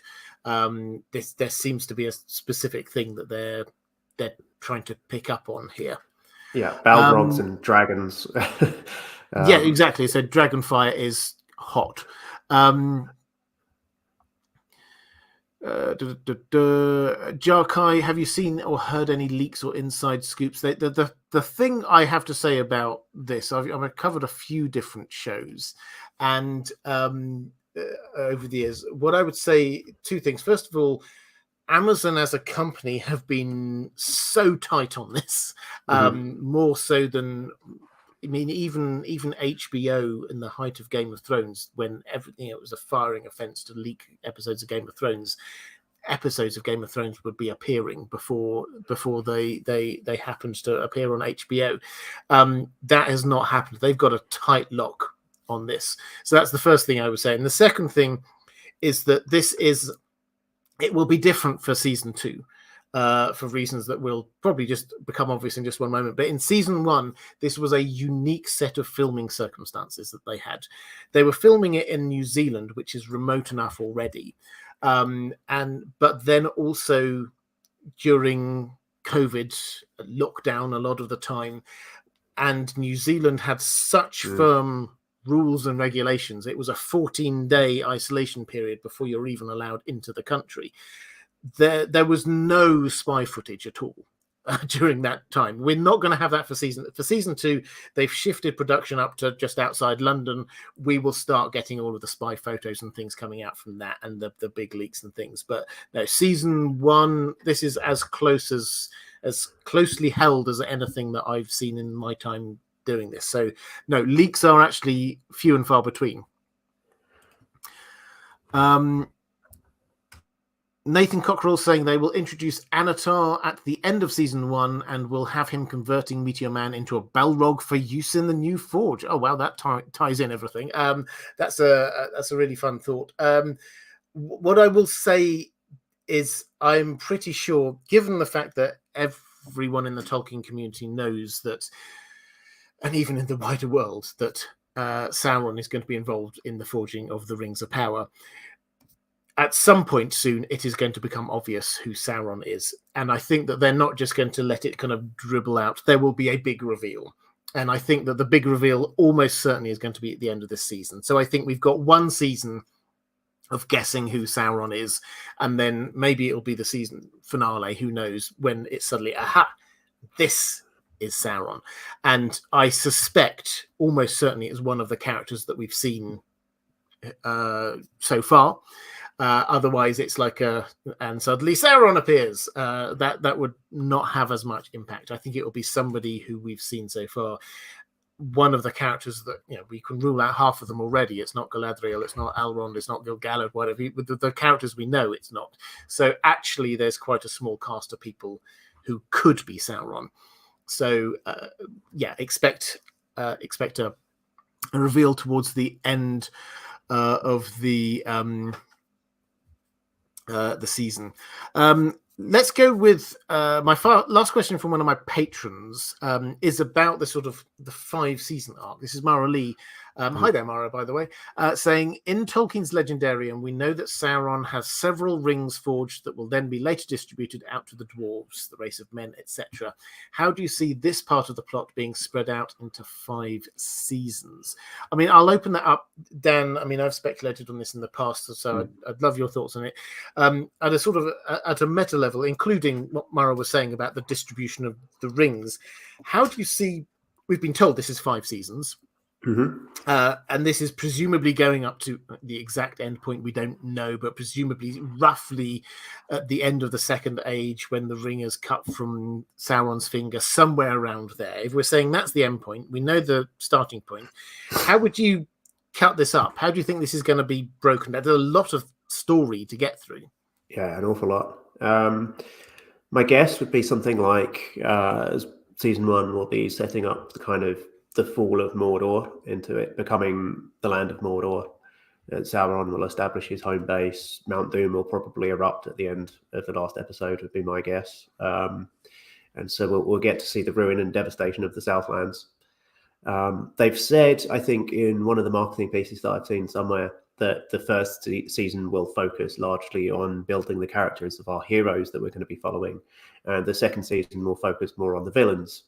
So I think we'll see Sauron as more of a main character manipulating people, and we'll see the Rings of Power storyline. We'll see Celebrimbor get corrupted, and we'll see the forging of the rings. And then we'll get something on the War of Elves and Sauron in season 3. Season 4 would be just on that, the War of Elves and Sauron. That's the invasion of Eriador that we referred to earlier on. So Sauron is going to invade the lands west of the Misty Mountains, including the realm of Eregion, which he's going to besiege. This is spoilers for people who don't know this, I suppose, but there's going to be a big conflict there, and he's going to come for the rings. And then season 4 will be the downfall of Numenor storyline. So it'll be Sauron will be taken prisoner at the end of season 3, and then this is kind of what I referred to earlier on, which is the merging of two storylines, because Numenor comes and saves the day twice in the books, and it's thousands of years apart. Whereas what I think they'll do is they'll merge those two storylines. So Numenor will come and they'll save the day. Too late to save Eregion, which will be destroyed, but they will save Elrond, who will be establishing Rivendell at this time. And then Sauron will get taken back to Numenor. He'll corrupt Ar-Pharazôn, and then we'll get the downfall of Numenor at the end of season 4, and then we'll get the War of Last Alliance in season 5. That would be my guess. That's a lot to get through in 8-episode seasons, though. It is. I mean, the showrunners have said several times 50 hours, which is not necessarily 10 episodes. It could be 8 episodes of longer than an hour per episode. This is, I mean, I've noticed actually on House of the Dragon in particular, I think all episodes have been over an hour so far in House of the Dragon, which has kind of allayed my fears that they might rush through this. If one season of 10 episodes is over an hour each episode, if they do the same kind of thing with the Rings of Power, I don't know how long the third episode were, but the first 2 together were definitely over 2 hours. So it may well be that we're looking at 10 hours over 8 episodes per season. So that's certainly possible. Just picking up Kevin Birch saying a sort of theory about Halbrand being a future king of the army of the dead. We did cover that a little bit earlier in the stream, so feel free to go back and check that one out. I did have one thought as you were talking through that about Mount Doom erupting. Again, this is put your tinfoil hat on for this one, but Mount Doom erupting is important to this plot, because what we've seen of before Mordor is at the moment it is in most parts a green and pleasant land surrounded by mountains. However, we have to have a mountain that is a volcano that can be used to forge the One Ring, and that is a fundamental plot point. There's no way of getting around that. So we've clearly seen it already on the horizon. There's a mountain looming ominously in the background, and a lot of shots of the scenery there. And here's where the tinfoil comes in. If you go with my idea that we have got Meteor Man being somebody who is actually a Balrog, what do you need in order to make a volcano start to erupt? Well, maybe a massive fiery mire. And maybe this is how this character gets revealed as a Balrog, by going into the guts of Mount Doom and making it erupt, making it a volcano. And this also, incidentally, if this works, keep your tinfoil hats on, guys. If this works, this does put a little bit to rest the fears that I know a lot of Tolkien purists had. I also had this fear about, is this really Durin's Bane? Durin's Bane is the Balrog that we see in the Fellowship of the Ring, and we're told the history of this Balrog does not appear until the Third Age, so it's not marauding around Moria all that time. So that's a lot of people have said, well, how can this be? We know there is a Balrog because we've seen one in the trailer.